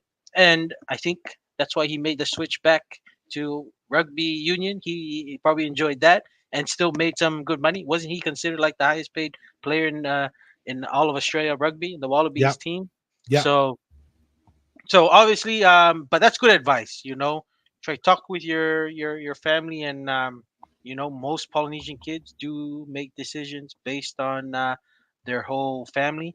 So, but at the same time, hopefully, you can also explain your personal views of if you really enjoy it or not. Because at the end of the day, if your family does really love you, they're gonna let you try to do what you enjoy. But it's one of those things that you try to kind of come to a consensus as a family kind of thing. But yeah. Yeah. I mean, I thought he gave a great answer there, Mm. great maturity for how young he was, at the peak of his career. And if there's one thing that I've kind of really learned, um, the last, I'd probably say, let's go 6 years, Mm. is the idea of doing what you want or what you think you want brings you happiness is a incomplete answer, right? What really, as we go through and we observe people and you listen to certain psychologists and especially Jordan Peterson, do you know what happiness is more tied to? Responsibility and meaning. Mm. That's what makes you happy, right? Mm. And it's not tied to doing what you want. Because you get it, it's this idea of, and I've kind of come to this conclusion, I'm probably never going to retire, Mm. right? Because I've seen too many people, they retire and they say, oh, I'm just going to sit on the beach, drink margaritas, I'm just going to do what I want all day every day. It gets boring, man. They get bored, and you know what typically happens? They end up fading away and just passing Quicker. on. Mm. And then I think the reason behind it is there's no meaning. Like, what's the purpose if every day my only goal is to do what I want and what pleases me? It doesn't give you meaning and purpose. This is a big reason why I believe family is so important, Mm. and doing what's best for the family. I'm not saying it's always exciting, and I'm not saying that you're like cheering hurrah every time you do it in the short term, but in the long run, it makes you happier. It's kind of counterintuitive, and I think that is what, like you were mentioning earlier, what Polynesians hopefully can inject back into the culture, because Western culture has kind of really pushed this, not just consumerism, because we got to consume to stay alive. Mm. It's this overemphasis on individual and personal consumption, right? The self, driving the consumption to the self. I think that's where a lot of the issues come from. And that's where the lack of satisfaction in life is. Everyone is just what I want, what I get, instead of saying, hey, what does my family want and need? And and a lot of it is timing, like Israel showing. Sometimes if you just put the priority with your family up front, you're not always going to start off with what you enjoy. But if you take care of that first, then you can pivot into what you will enjoy a little bit more and still take care of the family. But that comes with, as your career progresses, as you have more options for you. But usually up front in the beginning, you don't have a lot of options. And you know what? If you're in a situation where you can choose of doing what you want versus what everybody else wants and help them get some benefit, man, there are guys and gals who go out every day and don't even have that option. Yeah. Right. And so I don't know, that was just some of my thoughts there, and really just thinking, like, you know what, good on him. This is why he understands who he is as a person. This is why he's able to hold his ground on what he believes, because he's done the things that give him the most amount of meaning and purpose in life, which was take care of his family, and did things he didn't like. And then at the right time, after he took care of his family, I'm going to try and check out some of the stuff that I enjoy. But doing it in the right order, I think, really matters. Good point. Good point. Doing the right order. I think that's a good point, Dor. All right. I think this is our last clip, and then I will watch. I think it was more of a summary one later on. But let's do this. Oh, so this is of asking him of when he really developed his faith, and he gives some interesting insight. This is always one of the biggest temptations of having success at a very young age. Israel Folau was one of the early guys of that, Correct. Teenager phenomenon, 18, 19 years old, jumping straight into the NRL, and not just jumping into the NRL, but becoming a superstar overnight. Like when I left school and I went to Melbourne, that was the first time I got introduced to drinking and doing everything, bro. Like, hooking up with girls and getting on drugs. And I'm just being open because it's the truth, and I got caught up in that. No one knew, because you don't know, like, no one knew my personal. They just watched the game and they're like, oh, this guy's the footy player, he's killing it on the field, and they'd see the 80 minutes. Bro, I hit a dead end. Like, I was just so lost and empty, bro. And in that period of time as well, I hadn't gone to church for years, bro. I would say for about 4 years, I didn't go to church. Anyway, I got invited to a church one time, which was my auntie and uncles. They were both pastors of the church, and I was like, oh. So I went, and it sounds crazy, like I was singing worship song at the service, and I sang a song. It was called "At the Cross," and I was singing the lyrics, and something hit me, bro. And I know now that it was God. And I couldn't stop crying, but I was bawling my eyes out like a little baby. And I was like, bro, what's happening to me? Like, I don't know what's happening. And I just couldn't stop crying. And then I was singing the lyrics, and I realized that I played out all the things that I was doing at the time. And I realized how bad I was as a person. And I was like, man, it was just the journey from there. And God started to really work on me. Like, and that was the experience that really started for me. Interesting. Real quick, want to do a shout out to Sita. Thank you. Oh, Sita. We send our love. Malo Sita. Any thoughts on that, Mussy? No, this is very applicable for anybody, right? Everyone, being a follower and then going off the track, and then now it looks like he was getting back on the track. It's everyone has their own kind of personal story, and that's why it's important. Hey, it's not too late to straighten things out, or maybe work your way back to your faith and developing your faith. And all it takes is just part of that invitation, right? So he was invited back by his aunt and uncle, and then my man had his own kind of personal, let's just say a personal experience, personal revelation of just crying out of nowhere after singing just a simple song at church. So hey, it's pretty powerful. It's a good reminder for for myself and and everyone who believe in a higher God, that it's important to go to church even if you don't want to go to church, and just maintain. It's all about maintaining that relationship, right, with God, and prayers is another big part of that. So yeah, as me watching that segment of Folau answering that, that's what came to my mind. Yeah, and really, I always tell this to my kids, because everybody, they come and, oh, I want to be a YouTuber, I want to be famous. And I said, you know what the biggest death wish you can ask for is to be famous young, because I think it's like a 99% kill rate, right?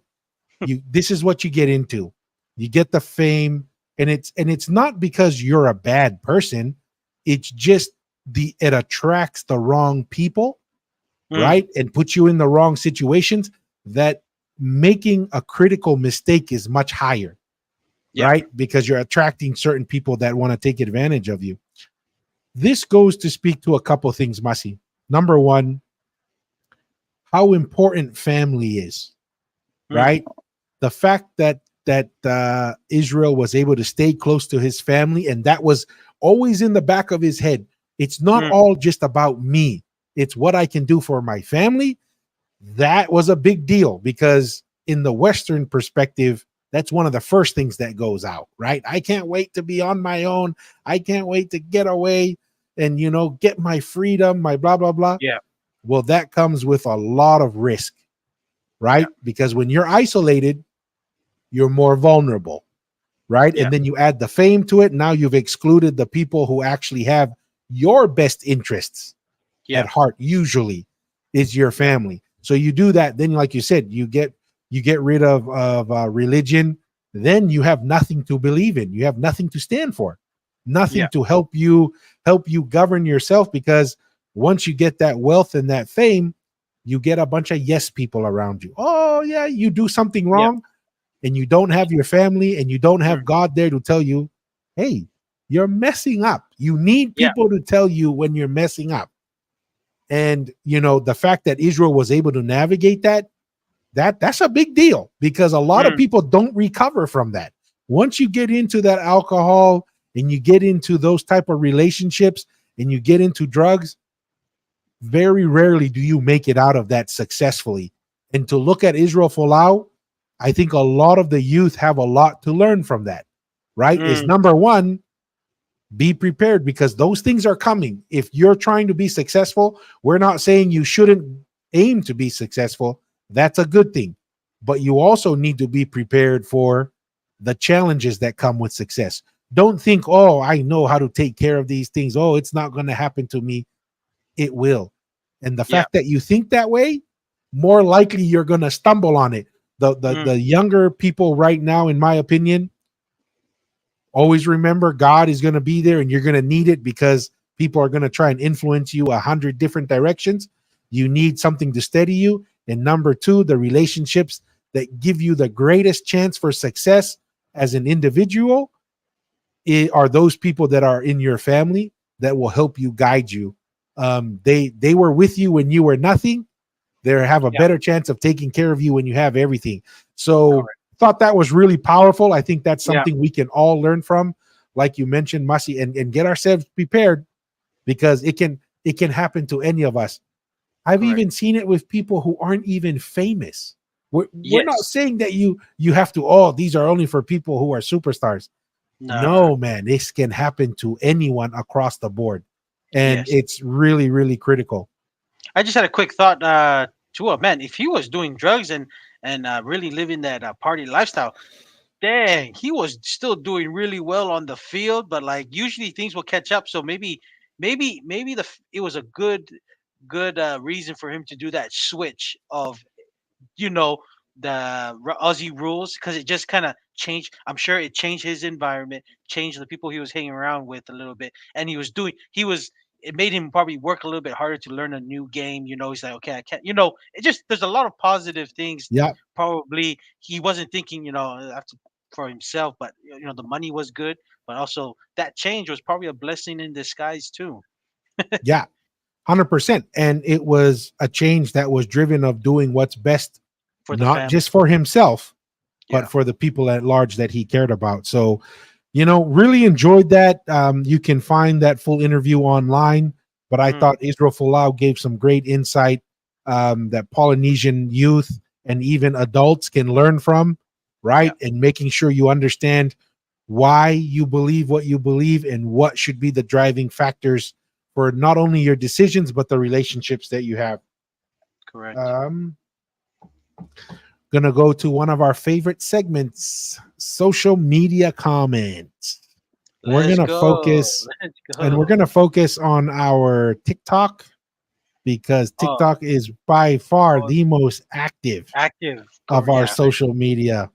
Yeah. Um, and you we have some funny, our last show, people were like, man, you guys get a lot of bombs coming your way on TikTok. We like it, we Yeah. appreciate it, we recognize that not everyone's gonna agree Yeah. with Yeah. with At least what it we creates some say. conversation to talk about our history, the stuff that no one really was talking about, right? Well, Yes. what was and that's why I think was getting a lot of heat from it too. Was it King Afa? Because hey, he was just talking about it, just sharing his views, right? He was creating Yeah. conversations. Yeah. So we're gonna come down here. Let me see. Let me find some of these. Let me share this real quick. But really appreciate, we do get a lot of love as well, right? And really appreciate everyone's support. Um, honestly, we've had way more success than we could have anticipated in just a short few months. Mm. And let me see. Let's do this. So, there's this comment. Let's watch the video. I think it's good to watch the video, and then we can look at the. I really want to at the comments that come with the video, right? I was hoping. Oh yeah, maybe we can show it this way.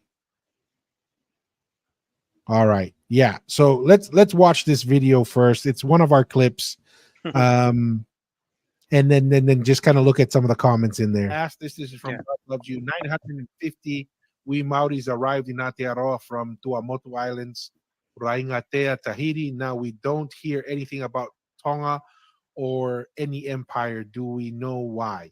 I've heard speeches of some Maori mentioning Toi. Toi was a Tongan chief or Aiki that was pretty popular that would come to New Zealand. There's some stories of like the mountain. There's a mountain here called Tongalilo, a name that was bestowed by Toi. There's even speeches of mentioning Toi as being the beginning.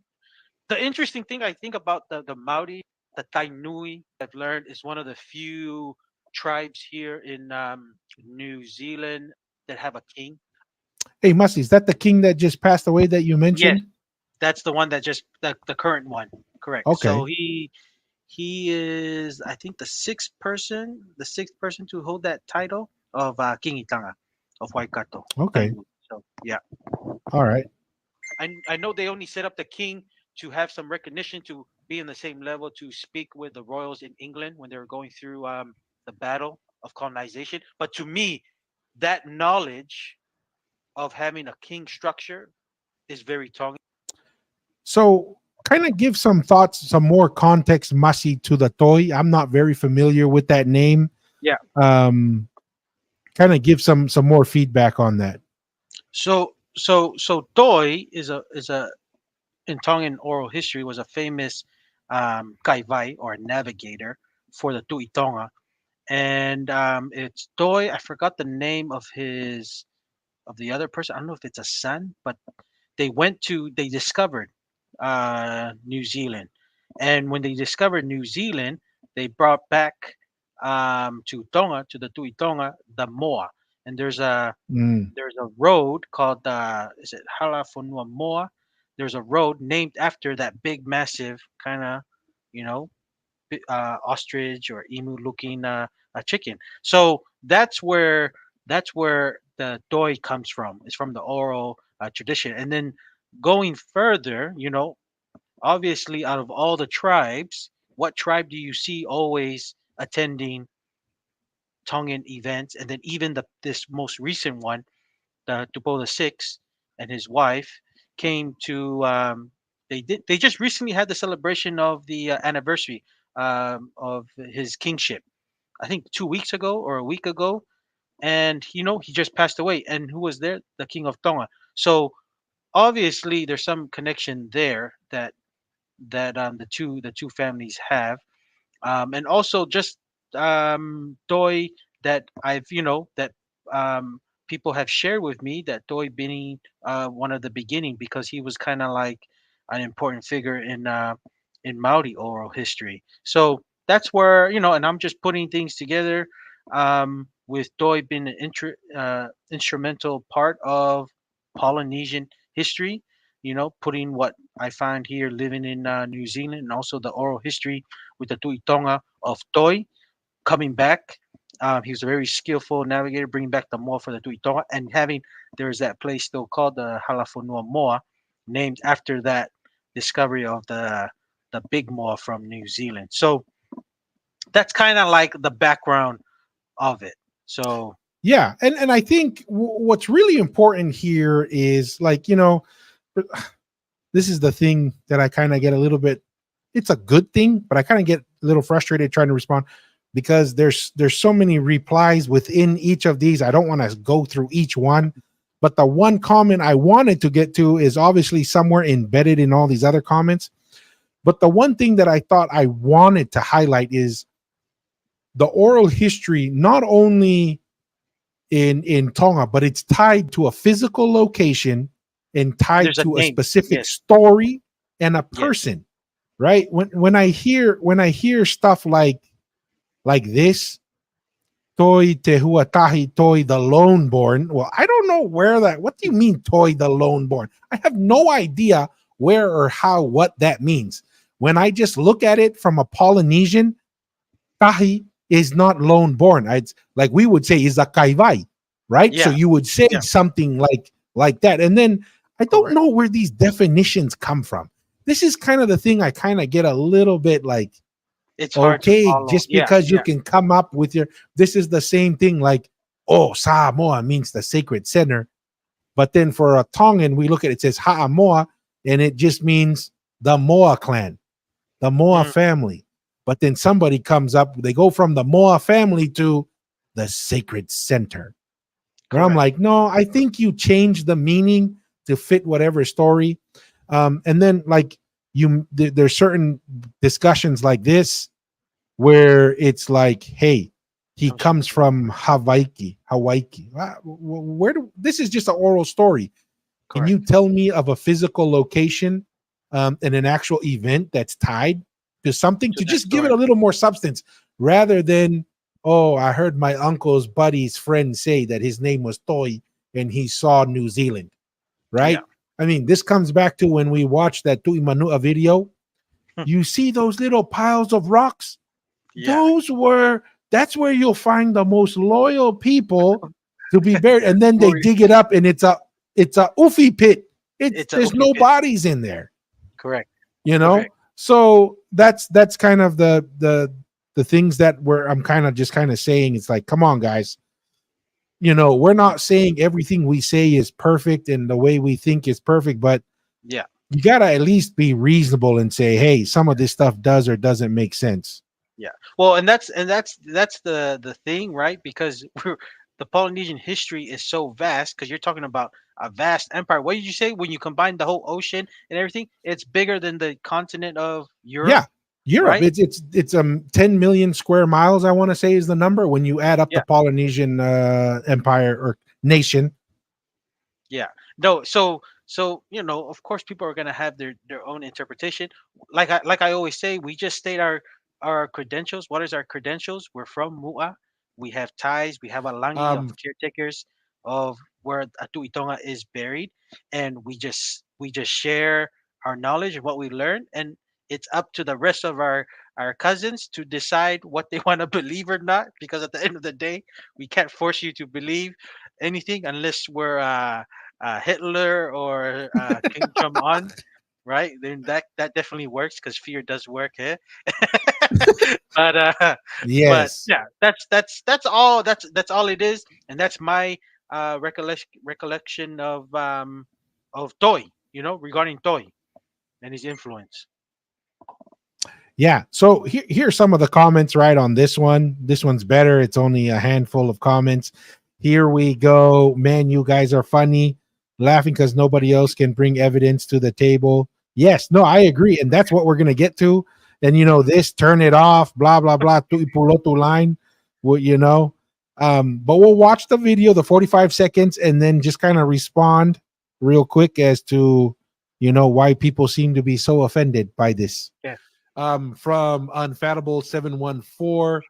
My uncle name is Tuipulotu. Not sure if it's a family name though. This is our point exactly, brother. For all we know, the Pulotu in Fiji could have been named by the Tongans because Pulotu is not a physical place according to the Tongans, but they named several areas Pulotu, right? And even what are the two is Pulotu Aka Aka and Pulotu Ma'u. Tumau, yes. To Ma'u. Heaven and So hell. even so there's a lot more. People just talk about Pulotu as a place. It's a much more sophisticated idea than just a location. right? And so some people just kind of dismiss it in that way. Yeah, I mean, I'll take a first shot at this, Masi. Yeah, go for it. This is what I find interesting. First off, when they say Pulotu's in Fiji because it's to the west, right? And they say, oh, this idea of Langi is Samoa, Tonga is Mama, and Pulotu to the west. Let's just sit back when they say, oh, no, you don't understand anything about this topic. Let's just sit here and say what's on the table. Fiji is Melanesian, right? The only parts of Fiji that says Kava are the ones that have Tongan influence. In other parts of Fiji, it's called Yangona, and you go all the way to Melanesia. They have different names for it throughout Melanesia. So you're going to tell me that one of the most critical pieces of the religious perspective of the Polynesian culture originates from a Melanesian location that doesn't have any connection or origin of the Kava ceremony and how Polynesians view Kava and how Kava plays such a spiritual role in the Polynesian religious perspective, that's where Pulotu is. That's what it's pointing to. Now, does that make sense? That's like me saying the Constitution of the United States originates from communist China. Yeah. Right? Or Karl Marx. I was like, that doesn't make any sense to say that's the origin, right? There's those are the things that, like, to me just doesn't make a lot of sense. And people think we're taking some unusual position where we're just like, no. Tongan oral history, Samoan oral history, Eastern Polynesia oral history says Pulotu is the spirit world, is the underworld. Yeah. And all of a sudden it's a physical location in Fiji, or it's Fiji, unless you think Fiji is the underworld or potentially that, it doesn't make any sense to me. And this to me, I mean, we're talking about, and this is not even getting to the good stuff. It just so happens we're getting to the low hanging fruit. But what are your thoughts on that, Masi? Well, I do have a question because there is another question too. What do you think about this question? They say that also Pulotu can be the ancestral place. What do you think of that?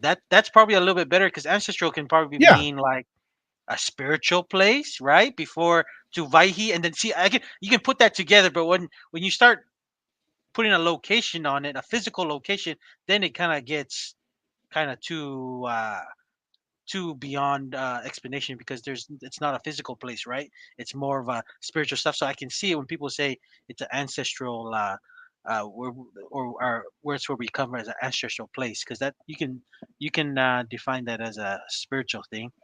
But yeah, no, right?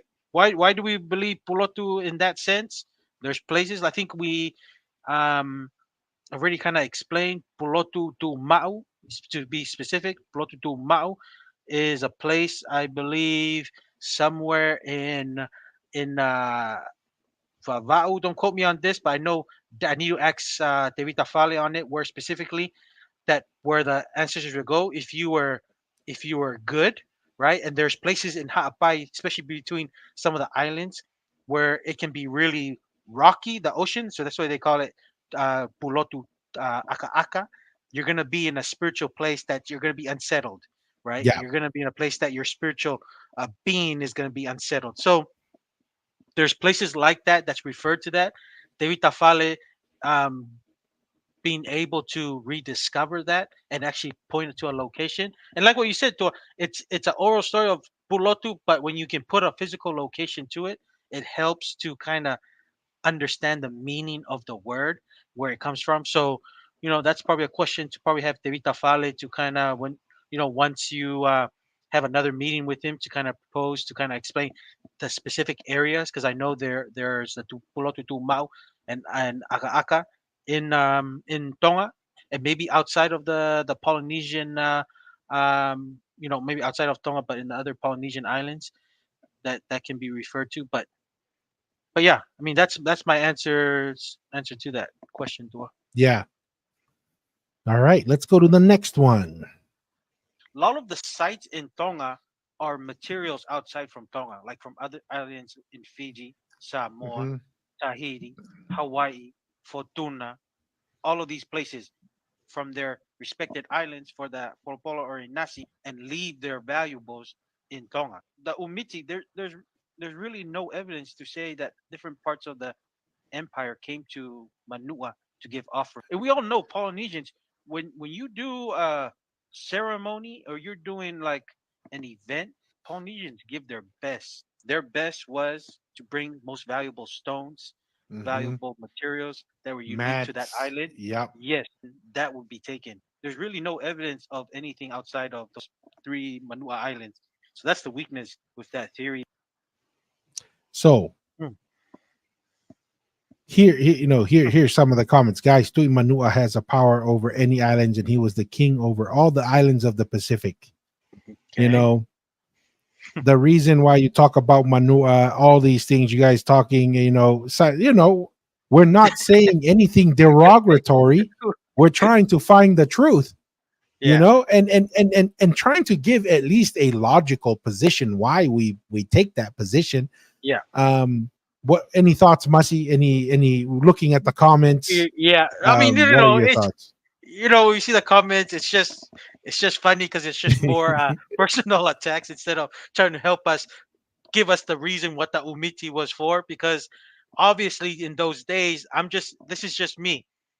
Obviously in those days, everyone knew how to fish, right? I think we heard somebody say the umiti they brought fishes, and that's what they gave to the Tui Manua, right? Hey, and I'm like, if that's the best and everyone knew how to do it, then that means it's not your best. What was most valuable, right, in the other islands was like, I think we kind of talked about it, precious stones, axes or certain tools, right, that was brought Hmm. over to the Tui Tonga, and they even found evidence that they were outside from Tonga. So to me, that's a lot more. Let's just say that's a lot more valuable to bring to, let's just say, to a polo polo or inasi than just seafood, because there has to, and like we talked about when you have oral stories that connects with a physical evidence or ruins or even materials right outside of your island, that's a lot of that goes a long way to verify and validate your theory that Tonga was the center of the Polynesian Empire. So that's all it is. And I think we still have that invitation, Tua, for anyone to help us understand the One Tui hundred Manua percent. position and the Omiti, them being the center. We've already provided our thoughts and evidence why that's not the case. And yeah, I mean that's where I came with my response to the Omiti. But how about Yeah. you? Anything, Tua, you wanna This share? once again, I guess I don't know when we will ever. Hopefully, we can get past this. But to me, this is kind of getting comical, Mm-hmm. right? Because the Tui Manua, not only for the purpose. Number one, what you shared right there is like that's a pretty reasonable thing to consider, Mm-hmm. right? Like, yeah, if I go catch some fish, I'll go take it to my uncle, right? If I catch a Yes. good fish or take it to my uncle, that doesn't make him the ruler over all of Polynesia. That just makes him my uncle, Yeah. right? Yeah. And so that's like we're talking about. I don't understand why people are number one taking it so personal, right? Because we're nobody lived back then, right? It's not like somebody lived back then. And by the way, you only have to go 500 years.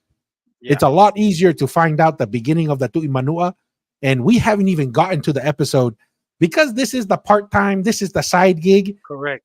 This is like what must be like 2 months ago when we did this episode, Correct. right? Correct. Correct. We And haven't and even gotten to the good stuff. No, and that's what the thing. We were just doing this history lesson just for our generation, but now it's kind of like looks like we have a bigger role to just explain the history for everybody else. Because Yes, obviously, this part of understanding true, not the understanding the history of Polynesia seems like it's never been done. Because even though the academics have also had the opportunity to kind of sort this out, but they've always kind of left it open, and they probably don't know the truth, and that's why we kind of say this is why we know this, and this is what we believe is the the understanding of the Polynesian history. And take it or leave it, we just state where we from and what our families are currently in charge of, and this is what gives us some validation of why we strongly believe having Tevita Fale, also his work of what 40 years or so into putting the our history out, and we're just kind of advocating and sharing it with the world, and that's all what it is. It came from just being something that we can do within our own family and then can pass on to the next generation, but it seems like we've kind of grown into a part of being able to kind of share our history with everyone else, because it looks like it's still unknown, still mysterious. Yeah, this is to me, this is the danger of not not challenging your ideas and not Yes. No exposing mm, yourself to other ideas, right? When you mm, get stuck in your little, this is why the kava culture in many ways is really great, right? yeah. Is you don't just stay with your one little kalapu and the ideas in your little kalapu. When you travel, you go, or even when you're in your hometown, you go visit some other kava Yeah. clubs and you hear their ideas, hear what they think, and you go to other towns, you visit them. When I see these types of comments, Yeah. this tells me, number one, you think you know your position, but you don't. You're basically acting like Rugby Australia here, right? Mm, You're throwing out Israel Folau, not understanding that Israel Folau is like the only thing that's holding you together. This Tui Manua position, I can't emphasize this, and we didn't intend this to be, but it is getting weaker by the second, mm, right? It is getting weaker and weaker by the second. And just so, like I mentioned in a couple comments I gave us, guys, more clips coming. We haven't even gotten to the episodes where they've done archaeological studies, right? yes. The Tui Manua at best is 500 years old, at best, Correct. right? We've gone over the studies that shows the Tui Tonga, they say, was at its peak 500 years ago, right? Yeah. 600 years ago. So that means potentially thousands of years of building up to a peak. So it's kind of comical, Mm, when you see someone saying like, "Oh, that Tui Manua," is like, "Hey guys, let's have a conversation here." Like Israel Folau said, "Rugby let's talk. Australia, let's Yeah. sit down and talk. Let's not Get jump through it. to the bomb, the big red button to shoot the nuclear bombs." Yeah. But we'll chop up those videos. We'll load it up here, Yeah. and when you're that emotionally vested in a position and you're Yeah. not really It's looking tough. for the Yeah. truth won't matter anyway, Correct. unfortunately. Correct. Look like we have a handful of comments coming through here in the chat, so I'll go through it real quick. Yahweh. God loves you confirms Masi. The Tuihetia is the seventh reigning king. Oh, thank you. God loves you. Thank you, Yeah, I guys. knew Love it you. was. I knew it was like sixth or fifth, but I wasn't too. I know I was along there, but thanks for the confirmation. God loves you. Seventh. Oh Oh Yahweh. yeah. Wait. Mali Toa story all over again. Nikale Tahi getting spanked. And I wish I could say I was shocked, but Uh, I'm not, not because like surprised. we said in the beginning, we can't even beat Soccer Nation right now, unfortunately, which is I kind of a told you, bummer. Tua. I told you when we Yeah. lost to Spain, that was a big indicator of what things are gonna Yeah, look what the like. future's looking like. Yeah. I like that little So comment by Polynesian Prince, Maria Toa story all over again. Hey, sometimes, sometimes Tonga needs to be smacked around to kind of realize maybe we're yeah. not doing something right. Yep. And Samoa in many ways is in the same boat as us. So we can't say it's everyone outside of Tonga.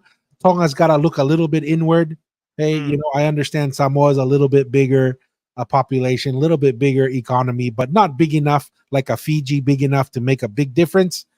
mm, So maybe this is some humble pie that hopefully will get Tonga Rugby Union to get their act together.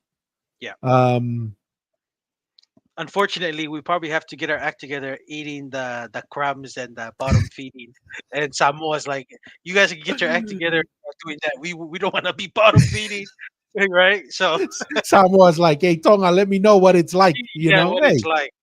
We gotta eat Gee, some humble pie every once in a while. Eh? yeah, yeah. So God loves you says you sounds like this king did a great job, was a great unifier.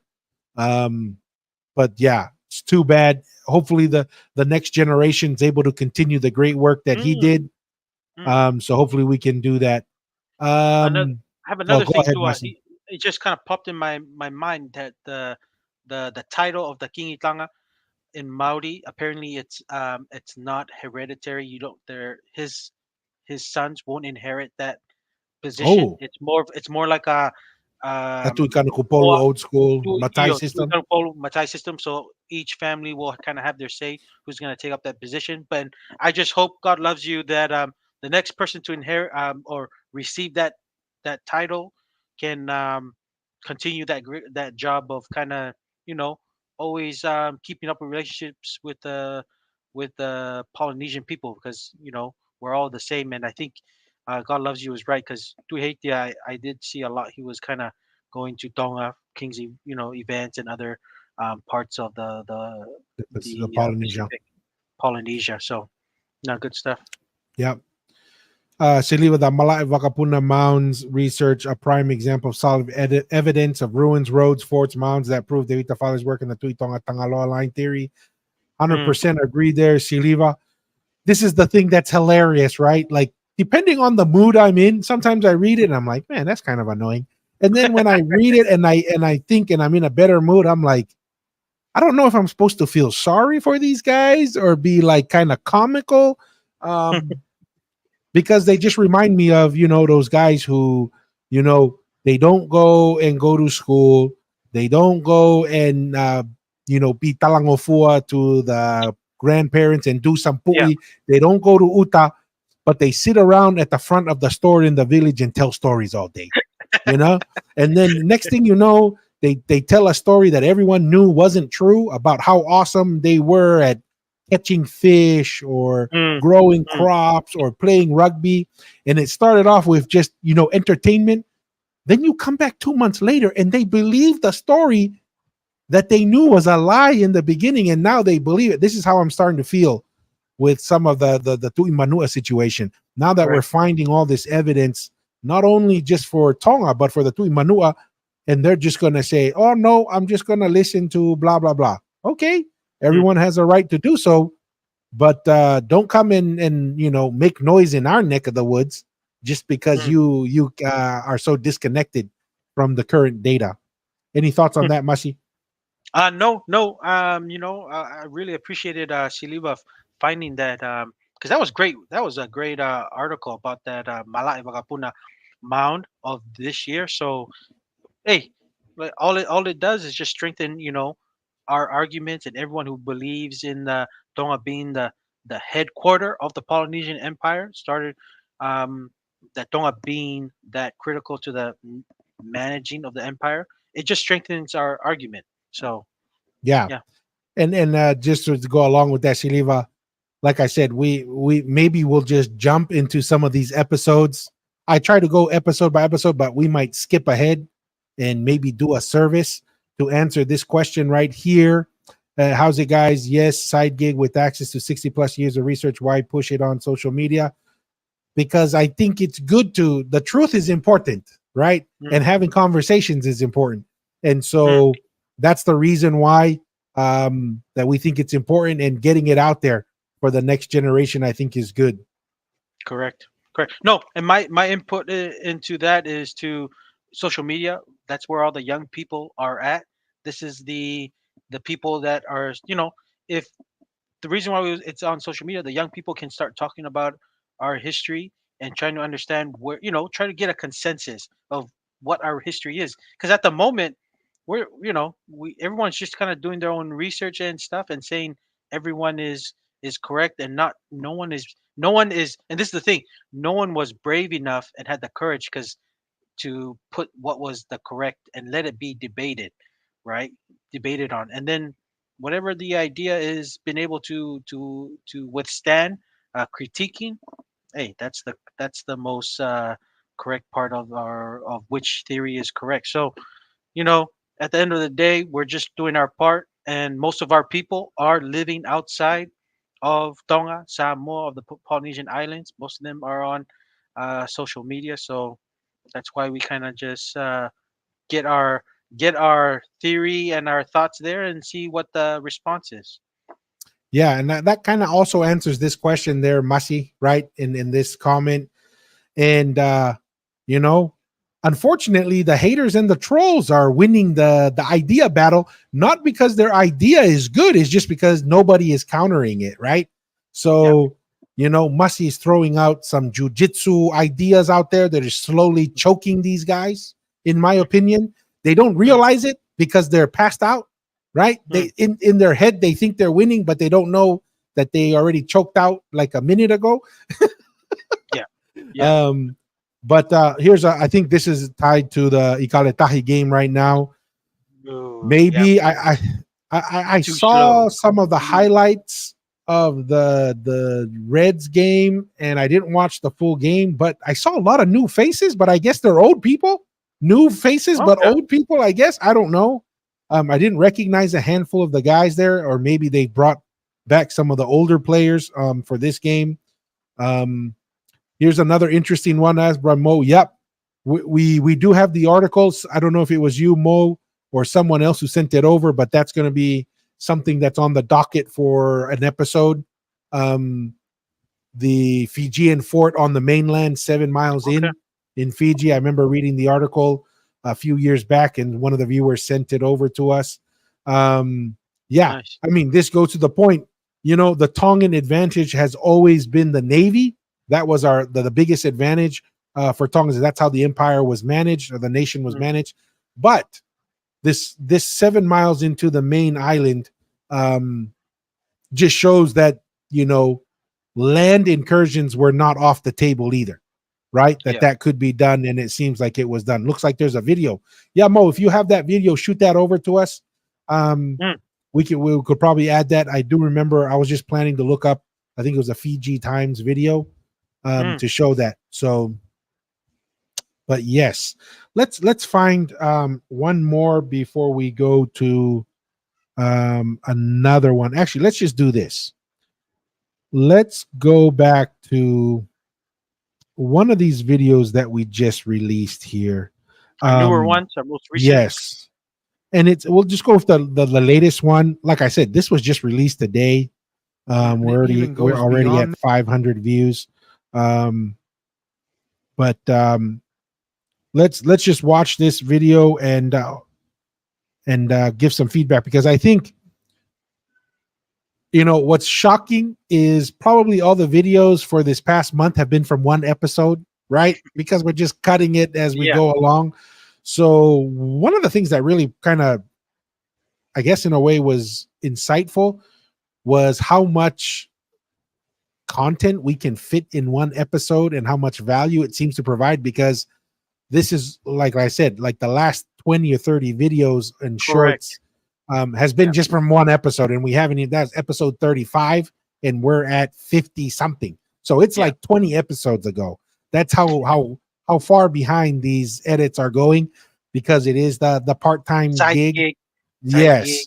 Yes. But and not even just a side gig. It's after the work, after family stuff and church stuff, and it's kind of like the last thing. So we try our best, but we enjoy doing it. But like what you said to it, it is it takes a lot of time, especially the whole editing and finding certain segments. Yeah, and this to me, I think, was really a good example, and we'll close out our social media section here, of how valuable and important our understanding our correct history and the work that Te Vita Fale is doing, because it's severely underappreciated how sophisticated the Taumafa Kava or the Furitaunga is. It's actually miraculous, and in many ways a huge testament to what our ancestors understood. And this is probably just barely scraping the surface, because we're only talking about the Kava ceremony in that one aspect. So let's watch this video and then kind of give our last comments for this segment here, Masi. And it even goes beyond that. This even goes to describing certain technologies that the Polynesians established, like the karia, the design of the karia. As you can see here, there's the karia, the double hull. It is also related to the ha'amonga in the sky as well, and also, it one of these days it'd be great to have Devita Fale sit down and walk through this in the different aspects of it. This is Mm. also the design. This is why we see right here. Let me just see if I can scroll over. You see the term tanoa tied right here, Mm. right down. That's where the kava is being prepared. This double V design is also part of Maui's kava bowl and why it has a tanoa in it. And it even goes beyond that. This even goes so that's the repeating. I mean, that Yeah. was probably, over a 6-minute discussion. I chopped it down to 40 seconds so it jumps around a little bit. Probably could have done a little bit better now that I'm looking at the video, but it jumped around. But really, what we're trying to see here is the kava ceremony is a representation of the technology for navigation, the physical boat itself, a replication of the earth, right? That the earth was circular and you could have the directional points in there. The double V, which was critical, it was carved on top of the ha'amonga, right? And then how the kava ceremony also represents the equator going across. I mean, there is so much information packed into that one ceremony. And if we could look at that alone, imagine all the other ceremonies that could have so much information packed into it, but we've lost, right? Yep. And so I think that was a good video that kind of describes how the kava ceremony just touches so many different parts of the Polynesian technology, history, and culture. Any comments on that, Masi? No, I mean it just shows my appreciation for David Tafale's work, especially with the whole Furitaunga, right? Because I don't know if there was any maps even or even a explanation of it was. I've seen other people's work when they had the current Taumafa, but there was nothing even prior to that, right? And why it was flipped. And this kind of map just kind of explains the whole intricacies and the reasons why we have our ceremony of the kava in a certain way because it's a reflection of our astronomical knowledge. So and it just strengthens that this work was created because no one else did it, and many of the other um, academics, they go off other people's work, and they haven't really created anything that has kind of gives us some kind of understanding of our origin, right? And the kava is a big part of understanding our origin because it's astronomical knowledge where we kind of came from. So that's all I just have to kind of mention on Yeah. that. Dua. And But that's kind of funny to kind of go off. Sometimes the biggest criticism that the Vita Fale gets is, who's your reference? Who did you reference? And it was like, well, nobody, because nobody knew this, correct. right?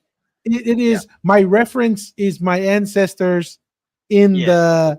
the Langis and the Fales that they Yeah. built thousands of years ago, and in the Kava ceremony and in the families that held this knowledge Yeah. for No. thousands of years. Yeah. And just to add on, what really kind of motivated Fade to really uncover and discover our kind of origin history because he was reading other books and other people giving their perspective talking about his family, and that's how he knows it was all wrong, and he's just said, I'm gonna go and do this, gonna meet with Tupo the fourth and tell him this is what I'm gonna do. He gets the okay, and then he's just kind of gone and created this. So that's Yeah. just kind of Well, the reason. and one thing that I think is important for everyone to understand, when you dedicate your whole life to pursuing something with excellence, that Mm. speaks volumes, right? All these I'm not trying to be rude, but all these part-time tuimanua specialists, Yeah. if I were to try and calculate the hours that you spent to develop the position, it is probably not a drop into the hours and the time that Tevita Fale, and even this even goes for the academics, right? The Yeah. academics go in, they get their PhD. Maybe they were exploring some interesting ideas, but once they get their PhD, they somehow see themselves sitting at the top of the hill, and now they're just dictating different things Mm. to that. So let's come back Good to point. some of the comments here before we get too far. Okay. From Siliva, all the different ways they used Amafaka Furitanga knowledge was amazing. It's identical to the Mayan knowledge. Mm. Very, very similar, especially that double V, Siliva. It is found with the Mayans. It's not found with the Egyptians. The same thing with Orion, that Ha'amonga constellation in Orion. You also find that with the Mayans and with the Egyptians. You'll see it. The Egyptians a lot of times flip it upside down, where the pharaoh is standing on like a square that's upside down. That's the Ha'amonga, the constellation in there. So yeah, it's really, really interesting. I wonder if there are other aspects of our lives where we can use this info to build a solid foundation other than know how our ancestors use it. I mean, this is just, to me, is there evidence that they knew that there was a God who designed the heavens and the earth, right? To me, yeah, that anchors us in some of those beliefs, astronomically set up for 100%. Yeah. God loves you. Devita Fale, or your guys' stance on the archaeological findings in Tonga, I feel it confirms Lapita. Or do you guys have another point of view? Any thoughts on that, Masi? Is this regarding the pottery that was found in Tonga? Yes. Um, The well, Lapita pottery, like in yes, Nukuleka and all those other yes. areas. I think our my stance on this Lapita pottery stuff, it's more that the people who came from Vaihi, the Americas, coming to Tonga, establishing a governance system for Polynesia, but they had people go over and brought the pottery to Tonga. My question would be like, have they have they dated the pottery to say which one is older from where to where? Because it could have been brought from left from Tonga, go and brought from certain places, and then brought to Tonga and used there. Because I don't know why why are they saying that it comes, because they're put their charts saying they come from Asia, right, to Papua, coming to what Micronesia, Melanesia, and then to the Pacific and staying there. But why are they projecting it that way? Why can it be Tonga and then going somewhere else, and then they stop Bringing somewhere, it back. bringing it back, or they went through different parts of Polynesia, stopped in Ha'amoa and Upolu and put some there, used it there, brought to Tonga, used there. Like, why are they projecting that it came from Asia coming that way? I don't know why they're. Is it because of the dates of the pottery that way, or they just kind of saying, oh, it just came from this way because it started from Taiwan, but it could have been Tongans just came and then they brought people went from Tonga and then went to Taiwan or wherever they started from New Caledonia and then brought it to Tonga. But instead of saying that this is the line of, because they've attached the line of migration with these Lapita pottery, which I would question why is migration attached that way when it could have been, One directional, right? yes, one, yeah, because to me I don't know why they project that, and that's just what they, and that's the thing. They're just trying to put all the puzzles. Says, okay, it came from Asia. These pottery, we're seeing a sequence here. So let's just attach the migration of Polynesia, and then that's where Polynesian people came. That's what I'm just thinking out loud from what the academics have kind of put that as being the migration of Polynesians instead of the other way from the Americas. Yeah, 100%. And it really comes down to, Renegade, is, in my perspective, what do you really believe that our ancestors were able to do? If we really believe, like Masi is saying, that they were sophisticated navigators, then that means they're traveling thousands of miles. And what's the point of traveling thousands of miles? To find new things, bring new resources, bring new opportunities. No different than why we travel thousands of miles today. And if that's the case, then it would make sense that they're bringing resources from other places. I'm also open to the idea that there could have been people possibly on some of these islands before the Tangaloa and Maui came. That to me is a possibility, because to me what's important is the ideas and the civilization that was established. So I think there's room that there could have been people. I think there's room that they could have been the first settlers, and then, just like Masi said, traded with each other, right? Brought this pottery across the board to various different islands. Just like, one of the studies we looked at, it looks like Samoa or Ha'amoa's greatest resource that they brought to the entire civilization was the stone axe, and they had workshops. They've done the archaeological studies where they found they're like little commercial production places where they were just making stone axes at large scale, and then those were distributed throughout the Polynesian Empire or the nation. So to me, it's a little bit difficult to accept it was only one directional, especially when we look back, like we mentioned, all of a sudden Melanesia has 1,000 different ways of saying kava, no structure in how the kava is used, and then all of a sudden we get to Polynesia, and then there's structure, and then there's a specific religious belief and behavior in a different government type. So that's kind of our position on that, Renegade. Let's see. There's another one to us. So you're saying that the circle is the shape of, well, the reason why I say that is in a sense the shape of the earth, but look at the different pieces of knowledge that's tied to it. Like the double V is based off of the cardinal directions, and also the understanding that the sun moves in a circle, right? And that the Milky Way and the heavens move in the circle. So for 6 months of the year, you see the Ha'amonga coming through, and then through the latter part of the other 6 months, you see Maui's hook coming through. So it appears to me, from my observation, that there is a implication of understanding of the equator, the tropics, and there are stories that our ancestors got to Antarctica, right? That they went all the way south. And once you circumnavigate, right, you realize like, oh, this thing's a circle. And then the knowledge itself, how it's structured, seems to indicate to me that they understood that the earth was round from my perspective.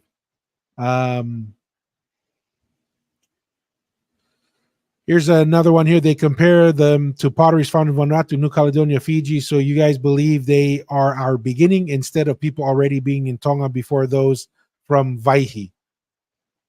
What's your thoughts? Didn't you kind of mention it to us that Yeah. there is room that there could There be is a people- possibility, but that those people who brought, if that's true, that there were some people who came from Melanesia, they did not bring the civilization. And when I say civilization, we're talking about the religion, the political structure, the social structure, and the navigational knowledge that established Polynesia. That came from somewhere else. I don't believe that Melanesia brought that down to Polynesia. And a lot of it is because of the oral history of Vaihi. A lot of the astronomical knowledge is very similar to the Americas. The mound building, right? Very similar to that. So there's to me, there is a possibility. there is a possibility. But I also am open to, it could have been Tangaloa and Maui were the first ones there, and then we're traveling and bringing pottery back and forth. And we're gonna watch a video at the end of this that will help facilitate that position that Tangaloa and them could have been bringing these people back and forth, and it's tied to the potential age of the Ha'amonga. That's very interesting. That puts the Ha'amonga at thousands upon thousands of years old, and where we take the position that Maui built it. And if that is true, then very easily Maui and Tangaloa could have been bringing these pottery and people at the dates that they're finding in Nukuleka and in Samoa and in all these other places. But yeah, Masi, that's kind of my thoughts on that. I do have a question, Renegade. Like, these potteries, I know they kind of like traced it that way. Kind of, I told you like from the Micronesia, Melanesia, coming coming there and kind of migrating that way. But I was thinking, do they have actually have some maybe at least some estimates of carbon dating on these potteries? Are they older than some of the, let's just say like some of the other ruins or other things that are been found in Tonga or other materials? Or do you know anything about that, Tua? About estimated dates? Yes. So right now, their estimated dates are about 3,000 years ago. So that puts it into the BCs, right? Okay. And that's based off of some of the stone, the carbon dating, not just on the pottery, but the ashes and like Mm, burnt material. But once again, if Tangaloa and Maui were there thousands upon thousands of years before that, then it would make it, that would still have room. And maybe that's a yeah. good transition to Our next part. that video. Yeah. Um to this one right here. Let's share this tab and watch this video. Granted, this is not a scientist. This is just someone who put a video together and put two ideas together on a potential approach to understanding the age of the Ha'amonga. Great. The thing is freezing now. Whatever you do it Because for I was less. just thinking, I was just thinking too that if there's And like Jimmy different John's just different dates of the potteries that are found in Tonga, that like if the ones in Tonga are older, because I believe maybe the potteries could have been brought to Tonga and then maybe taken to those other places. But if they have specific dates, like if the dates they found in New Caledonia and Fiji or Yeah. Vanuatu were older than the ones that were found in Tonga, or if they're not older, or they're in the same estimate, like if or maybe our technology is not there to kind of break it down in that detail. But that's what I'm thinking. I just don't know. I know they're just kind of going, okay, maybe the sequence, but why are they starting from what, Vanuatu, and going down, or from those other places, instead of maybe starting from Tonga going to Samoa and spreading those places? So that's kind of my thoughts there on Yeah. that. Well, and that's the thing is the reason why they're saying it's coming from the Vanuatu is because they can find older settlements with those pottery in there. Mm, The most recent study that I read that was kind of interesting, the Tongan pottery sites have two different types of potteries, one that has the designs on it and ones that yeah, are plain, right? And then when yeah, they go, and there's a transition between that. When the ones I've read, the ones in Samoa, they don't have the two different types of pottery. They just have the one type with the designs on the outside. But Tonga okay, seems to have two different, stages of different pottery types. okay. So, all right. So, kind of going along with this comment right here, Upu, is these structures prior to the Islanders' arrival. Um, this video is kind of related to the age of it, and it'll primarily is focusing on the Ha'amonga. But we'll just kind of watch this real quick and Hey, then Tua. get some feedback. Yeah, so before you go to the Yes. video, I'm gonna have to go in like 2 minutes, and I'll get that out there another time, guys, for our conversation, because I gotta pick up the wife Okay. at work. But if I do go, hey, thank you everybody for joining us, and Malo Tua, you're gonna finish us off and close everything together when I go. But I just thought I'll share that if you see me kind of Yo, disappearing. yo, I have no problem with my laptop or internet. It's just I gotta go, and like I said, I have other things. Got to pick up the wife, take and we care go of the to important yeah. things first. 100%. But Malo masi. Malo, Okay, we'll jump into the video. Have you ever heard of Hamonga Amaui? Well, I have, and it's in Tonga, where the Hunga Tonga eruption took place. And some of the most ancient artifacts on Earth still exist in a tropical region. Now, this massive trillathon, and it's a trillathon because it's consisting of three major megalithic stones, has been nicknamed the Stonehenge of the Pacific. And just like the Moai, has a completely ludicrous story associated with it. And we'll get to that in a moment. These standing stones with a lintel on top on the island of Tonga, Tupa, Hamonga, Maui, stands about 17 feet tall and 19 feet long. Each coral limestone slab weighs 30 to 40 tons. And because of its clear resemblance, it has been nicknamed Stonehenge of the Pacific. Now, the historical stories tell us a tale of nonsense. Archaeologists seem to believe that the Hamonga was built by an early 13th century king.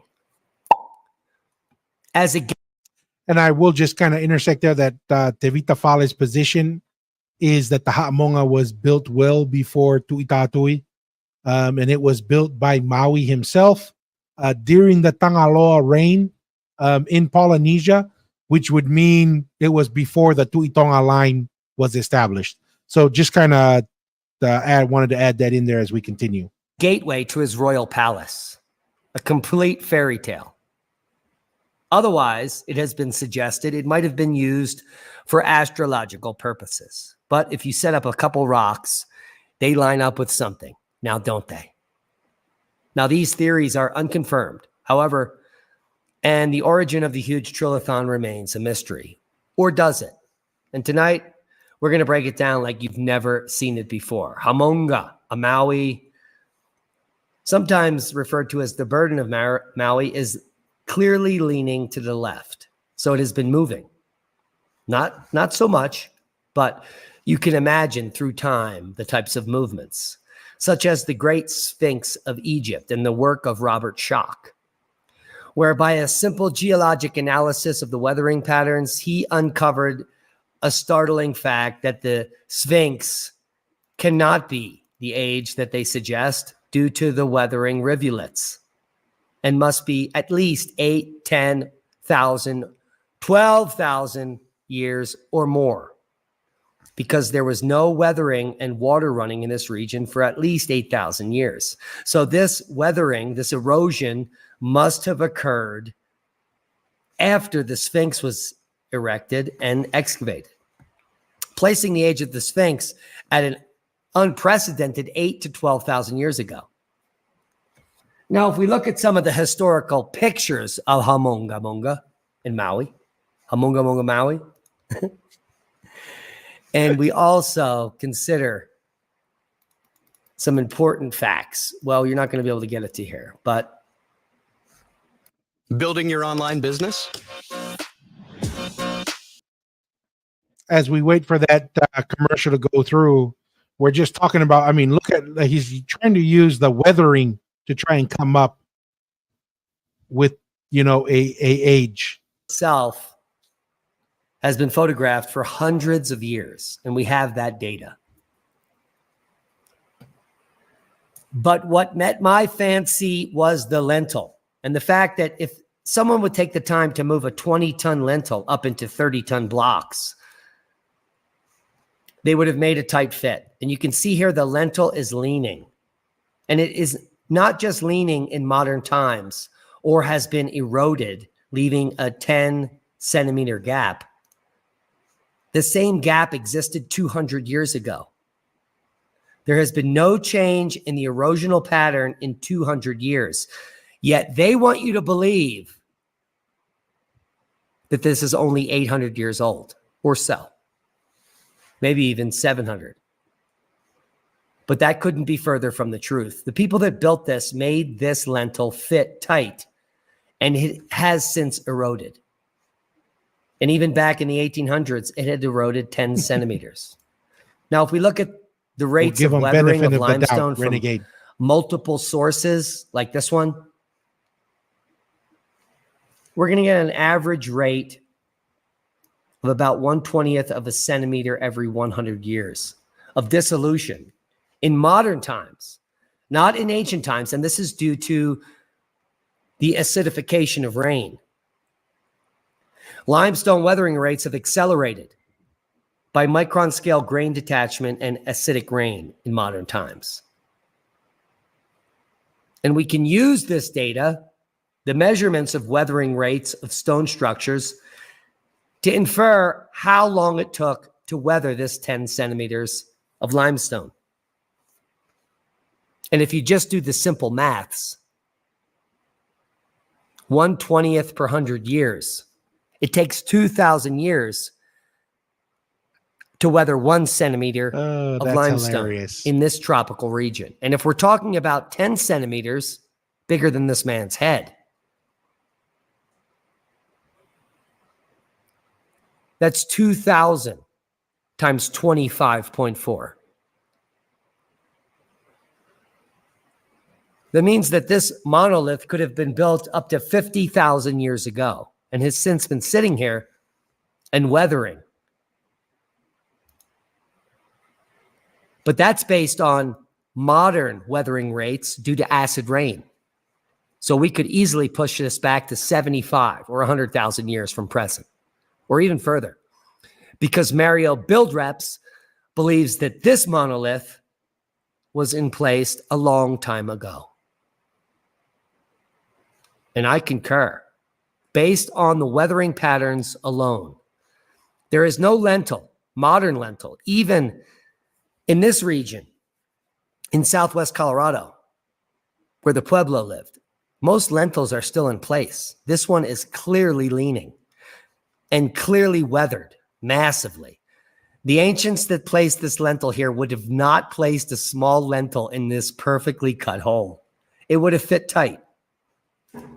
Like all megaliths fit tight. But this one happens to be limestone, much different than granite or other megalithic structures that weather at a rate of 1 millimeter per million years. This one happens to be limestone that weathers a little quicker, just like the siltstone at the Sphinx.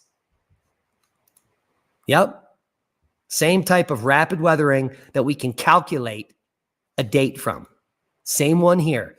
And this lentil was placed at a minimum of 50,000 years ago and probably much longer. And for that, well, we can just look at the historical pictures and see that there has been zero change in the weathering. Here we see 1, 2, 3 bumps on the top of the lentil. And here we see the same 1, 2, 3 bumps on the lentil. Here we see a widening gap at the bottom and a little chink up high. And this is the same picture from a different angle with very little change in 200 years. And there's a reason for that.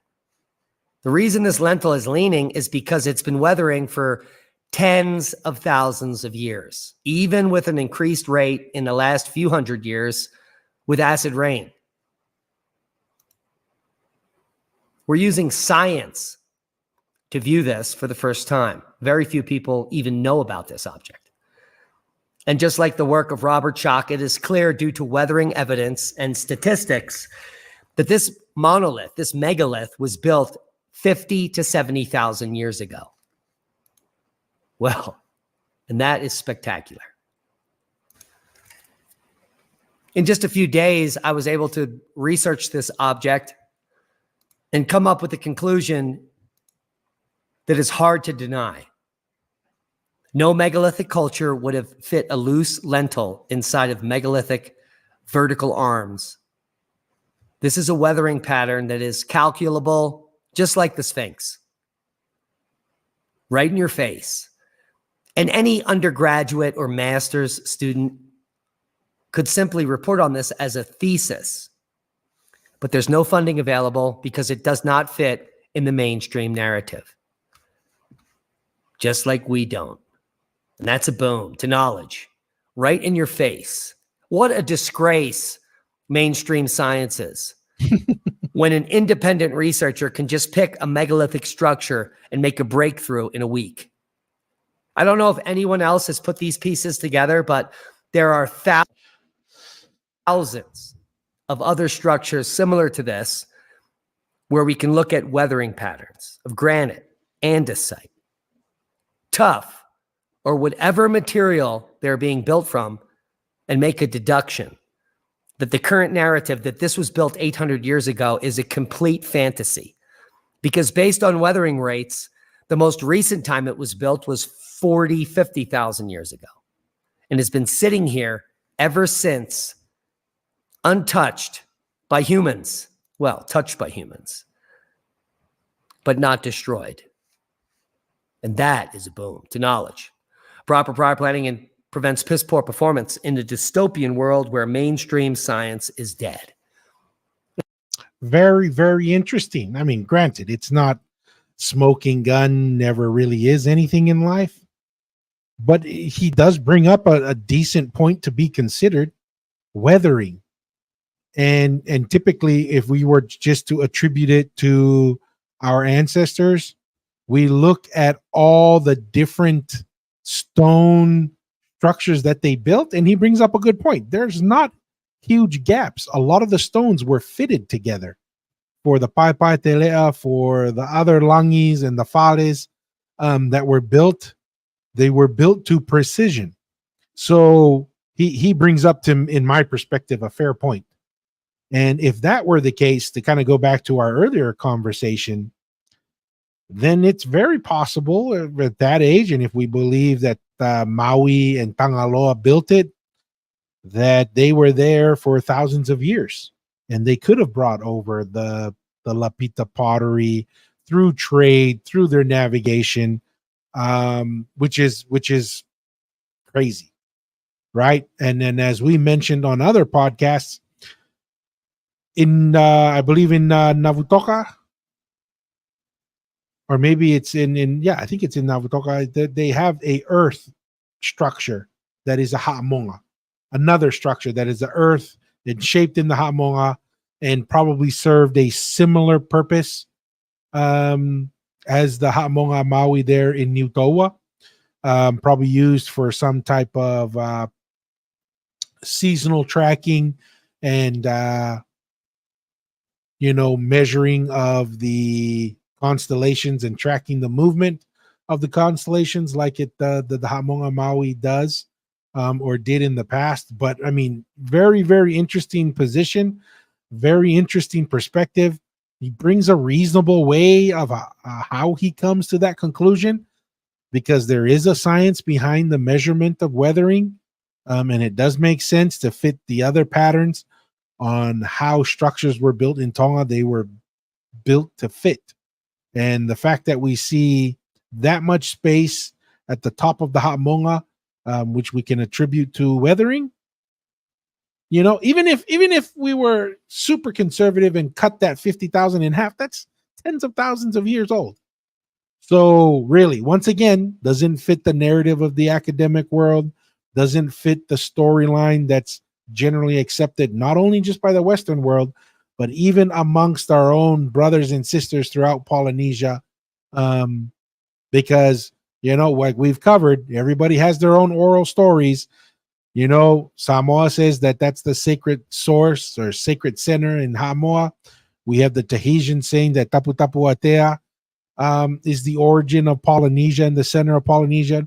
We have the Fijians in Melanesia saying that Fiji was the starting point, and this whole narrative of the Tu'ipulotu or the Tu'ifiti, and then the Tu'imanua, and then the Tu'itonga. Yeah, I don't know, man. When we look at the structures, and like I said, the only archaeological study that we've been able to find so far on the Tu'imanua shows that the Tu'imanua is not only 500 years old, but was built as a defensive structure. And oral history in Samoa does not, or they're not all unified in saying Tu'imanua had control over all the islands in Ha'amoa. They said they pretty much just maintained themselves on those three islands, besides one Tu'imanua for a short period of time, having influence on Savaii and Upolu, for, like I said, for one rule.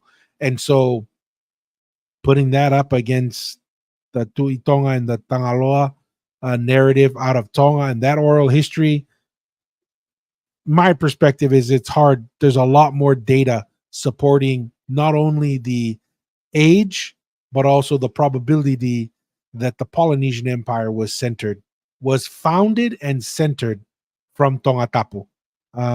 So yeah, that was an interesting video right there, for everyone to consider in how they develop. Another one will end. Well, no, we'll do this and then maybe one more. Looking at the time, is another video. Yes. Right now, from the perspective, as I understand from Tevita Fale, his position is the latest to consider Aho Etu is 450 AD. Tevita Fale's list, he says, he argues that that may not be a complete list. That is just the list that he was able to tie directly to either a ruin or a historical event and a ruin. So his position is that Aho Etu was at the latest 450 AD, but as we've mentioned in some of the other studies that we've shared, that the 6 out of the 6 settlements that Tevita Fale has identified for the Tuitonga, the third settlement was the one by Toloa. They did the radar scanning there, and that's where they found the urbanization in that settlement. And within that settlement, they said it's 700 years earlier than they had anticipated. So that pushes it back already potentially to the BC area timeline. You also go back to Tuitatui and Momo at where the Ha'amonga is located. At that settlement, that was the 4th settlement. That when they did the carbon studies on the Langi there, they said it's 200 years earlier than they anticipated. So that pushes the Tuitonga potentially into the BC. And then there's not enough historical ruins in Tonga to identify how long the Tangaloa title reigned on Tonga Tapu. So at least a couple thousand years before the title was moved from Tangaloa to the Tuitonga, we don't know how long the Tangaloa clan and Maui clan were basically managing and exploring Polynesia. But he definitely takes the position that the Ha'amonga Maui was built well before Tuitatui and Momo. Hopefully that answers your question there. God loves you. All right. So let me see if I can find the next one video I wanted to walk through real quick.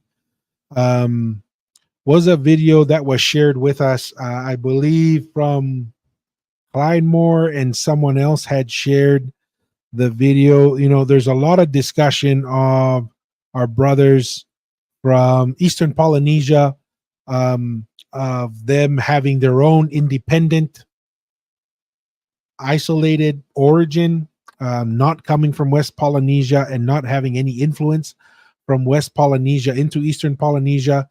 And we'll kind of talk to that a little bit. Oh, there's another comment will come through. Were you able to get info on the Langis built in Powono, Vavaui, and Hapai? All of Tonga is full.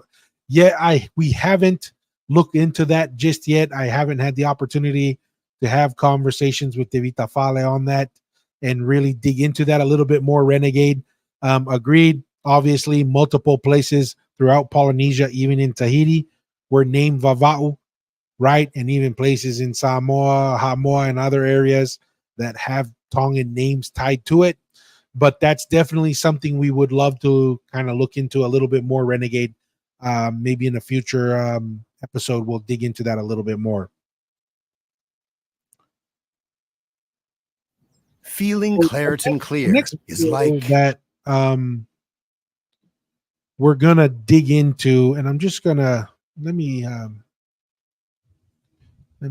mute it real quick and let this commercial play through. The next video is a video that is connected to Puka Puka. I guess it's an island in the Cook Islands.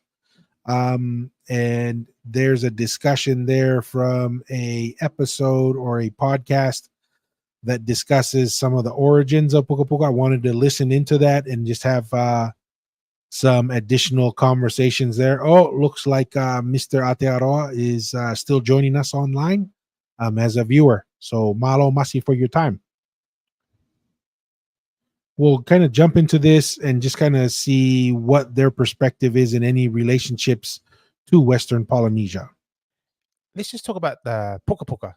I mean, is it like, I'm sorry, and apologies for those who are actually watching and listening later on. Puka Puka, is it like short for Cook Island, or just help me paint a picture and help paint the picture for those who are listening and watching? Yeah, good question. So the Cook Island has 15 islands. 15. 15. Yeah. And Rarotonga is the capital. Mm-hmm. And Puka Puka is one of those islands. Oh, okay. And then you may have heard of Aitutaki. Yeah, I was going to bring that up. I've got a few mates from Aitutaki, and they said, "Oh, you got to come. That's the most."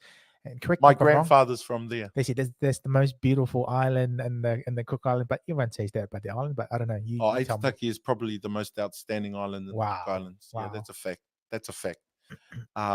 Mangaya, which is another island in the Cook Islands, is the oldest island in the Pacific. Oh, wow. It was one of the very first mountains to pop up out of, so it's been carbon dated.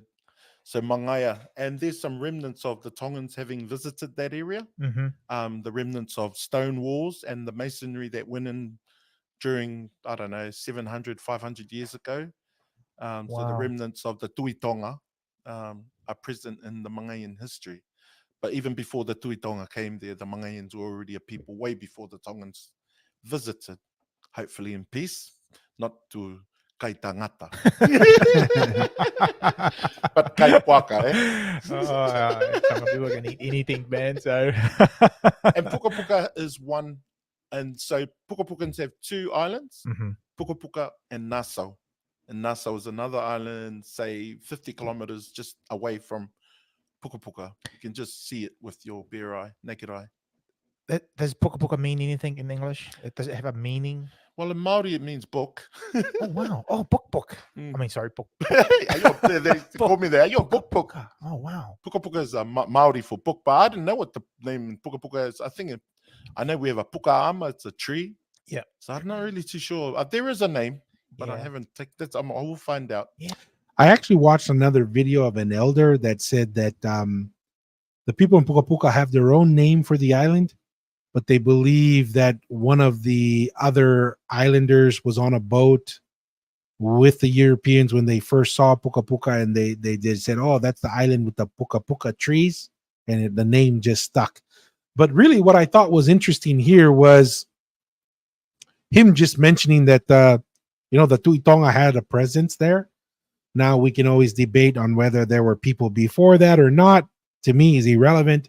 At this point, the important part is there seems to be oral history and a physical ruin tied to the Tuitonga presence in the Cook Islands. And according to their estimation, 700 years ago.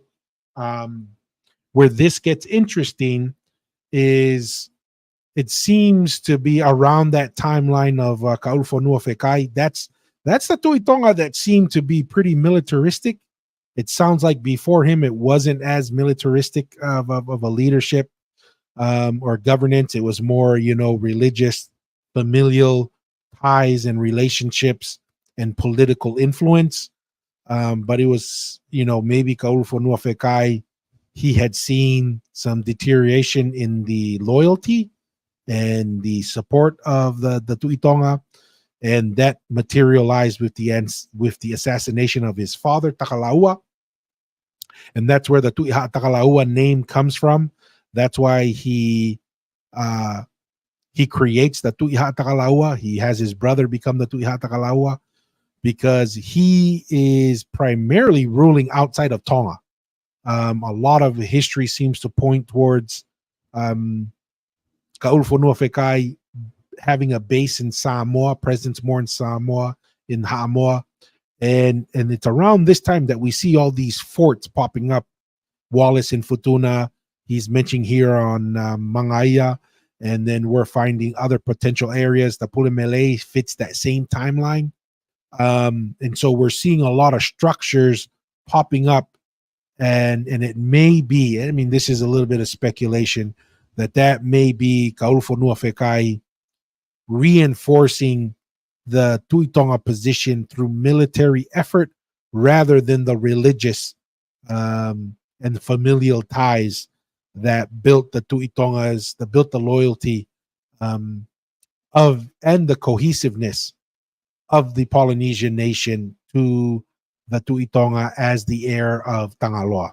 So I thought that was interesting from a local who kind of shares that perspective, because there's a lot of discussion. Some of the feedback we get from our brothers and sisters from Eastern Polynesia is Eastern Polynesia has never heard of the Tuitonga. Eastern Polynesia is independent, really had our own settlement directly from Vaihi, and that they have their own claim that Tahiti was the origin or the head of the Polynesian nation, with Tapu Tapu Atea as the basically kind of like the capital, I want to say, the sacred site. Now we have our own position on that. Our position is that could have been part of the installing of, once the Polynesian nation got so large and coming twice a year to Tongatapu for the Inasi and the Polo Polo became very burdensome for subjects, that the Tuitonga basically decentralized more power and allowed different areas of the empire to just kind of give regional tribute to people who represented the Tuitonga in those regions. And that could have led to certain areas like Tapu Tapu Atea, for certain parts of Eastern Polynesian to say, this is where all our chiefs went. They came in here to give their tribute and so forth. They even mention Tangaloa as being present in some of these areas. And once again, the Tuitonga's claim to power and influence would be because he was the descendant, and more than just the descendant, the heir of Tangaloa. So that's kind of our position there. Thought that was interesting, would be valuable for the viewers to kind of be aware of that oral history within the Cook Islands themselves. And so, yes, there is, once again, just like the Tu'imanua position says, oh, it's settled oral history that the Tu'imanua was everything. But then when you listen to interviews of those in Ha'amoa who express that, hey, no, actually, we were told that these mounds were built for the Tuitonga and that the Tuitonga had influence here. And actually, the Tu'imanua, even within Ha'amoa, they said primarily stayed on the 3 islands over there. So, yeah, just interesting additional ideas and thoughts there. Devita has, I heard Tuitonga battled the Tahitian god at Puka Puka. Apparently, the Tahitian god was flying. And when the Tuitonga killed the Tahitian god and it had 8 hearts, it's Puka Puka's oral history. Very interesting. I did watch a video where they were talking about how some, the founding of Puka Puka, someone was first there and they hid under the rock. Somebody came to try and settle the island, but then the person who was under the rocks pops out and chases them away. Not sure if that's the story you're referencing, Tevita, but I did see a video of someone who was living on Puka Puka, and they had this discussion, and they even, I guess it was drawn, I'm going to say it was the primary school or elementary school, that the walls were basically painted with that oral story, oral history, painted on the wall, and that's what they walk through. So interesting. Could be the same story there, Tevita, as what was watched on that other video. All right. Well, we're down to the last video of the night. And as everyone knows, it is political season here in the United States. And there's a lot of ideas and conversations going on. This one was a story that I thought was very interesting on perspective on the mentality and the approach that Donald Trump has in dealing with adversaries around the world. So I thought this was a interesting story to kind of play and close out for the night. So let's jump into it. My favorite my favorite President Trump story. It's my number one favorite of all time.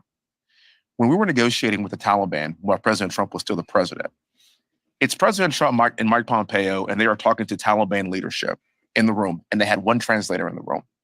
President Trump looked at the Taliban leader and said this: "I want to leave Afghanistan, but it's going to be a conditions-based withdrawal." And translator translated. And he said, "If you harm a hair on a single American, I'm going to kill you."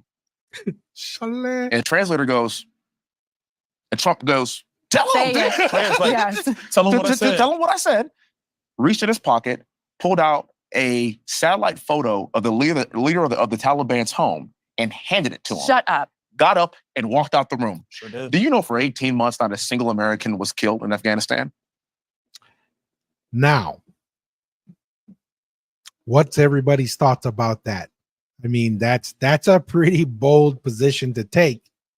You know, sometimes certain people only understand certain types of communication. Donald Trump seems like he took the position of, this is what this guy will understand, and we can't argue with the results. And this is why, in my opinion, we're having the problems that we're having now around the world and within the United States, is because no one takes Joe Biden or Kamala Harris seriously. And so everybody's just running around doing their own thing, doing whatever they want, going crazy, acting crazy, and thinking that no one's around to bring order. And so think what you will about Uncle Donald, but he is one not to mess around with. And if you want results, he seems to be a results-driven and oriented individual. Granted, nobody's perfect. Everybody has flaws. So does Mr. or Uncle Donald. But I thought that was a very insightful video to understand the mentality, the character, and the overall approach that Trump has in addressing difficult and negotiating with difficult people. And wanted to close that out with that. You know, everyone has a right to believe what they want to believe. We want ideas to combat each other. We want ideas to compete. We want the best ideas to come to the top. Those are the ideas that will allow us, hopefully, to be more successful, to get us closer to the truth. Not every idea that floats to the top is perfect, and it doesn't always live for forever, because other ideas should be constantly challenging those. And that's how we move forward. That's how science works. That's how faith works. And whenever that approach is no longer the goal of getting the best ideas and finding the most truth, then we get confused, and all of a sudden, no one else is happy with the outcome. So with that being said, thank you everyone for your time. We appreciate it. Please, if you find value in what we've shared here in the content, like, share, and subscribe. It goes a long way. We're going to continue to push out this information. We're about 8 clips away from skipping the last episode that we've done shorts on, and we're going to start going back to some of the episodes that brings out more detail into some of our history and help all of our brothers and sisters bring the best ideas to the table and let the best one win. With that being said, mahalo, and as always, ask the bold questions and stay curious. Till next time, have a good one, everyone. Peace.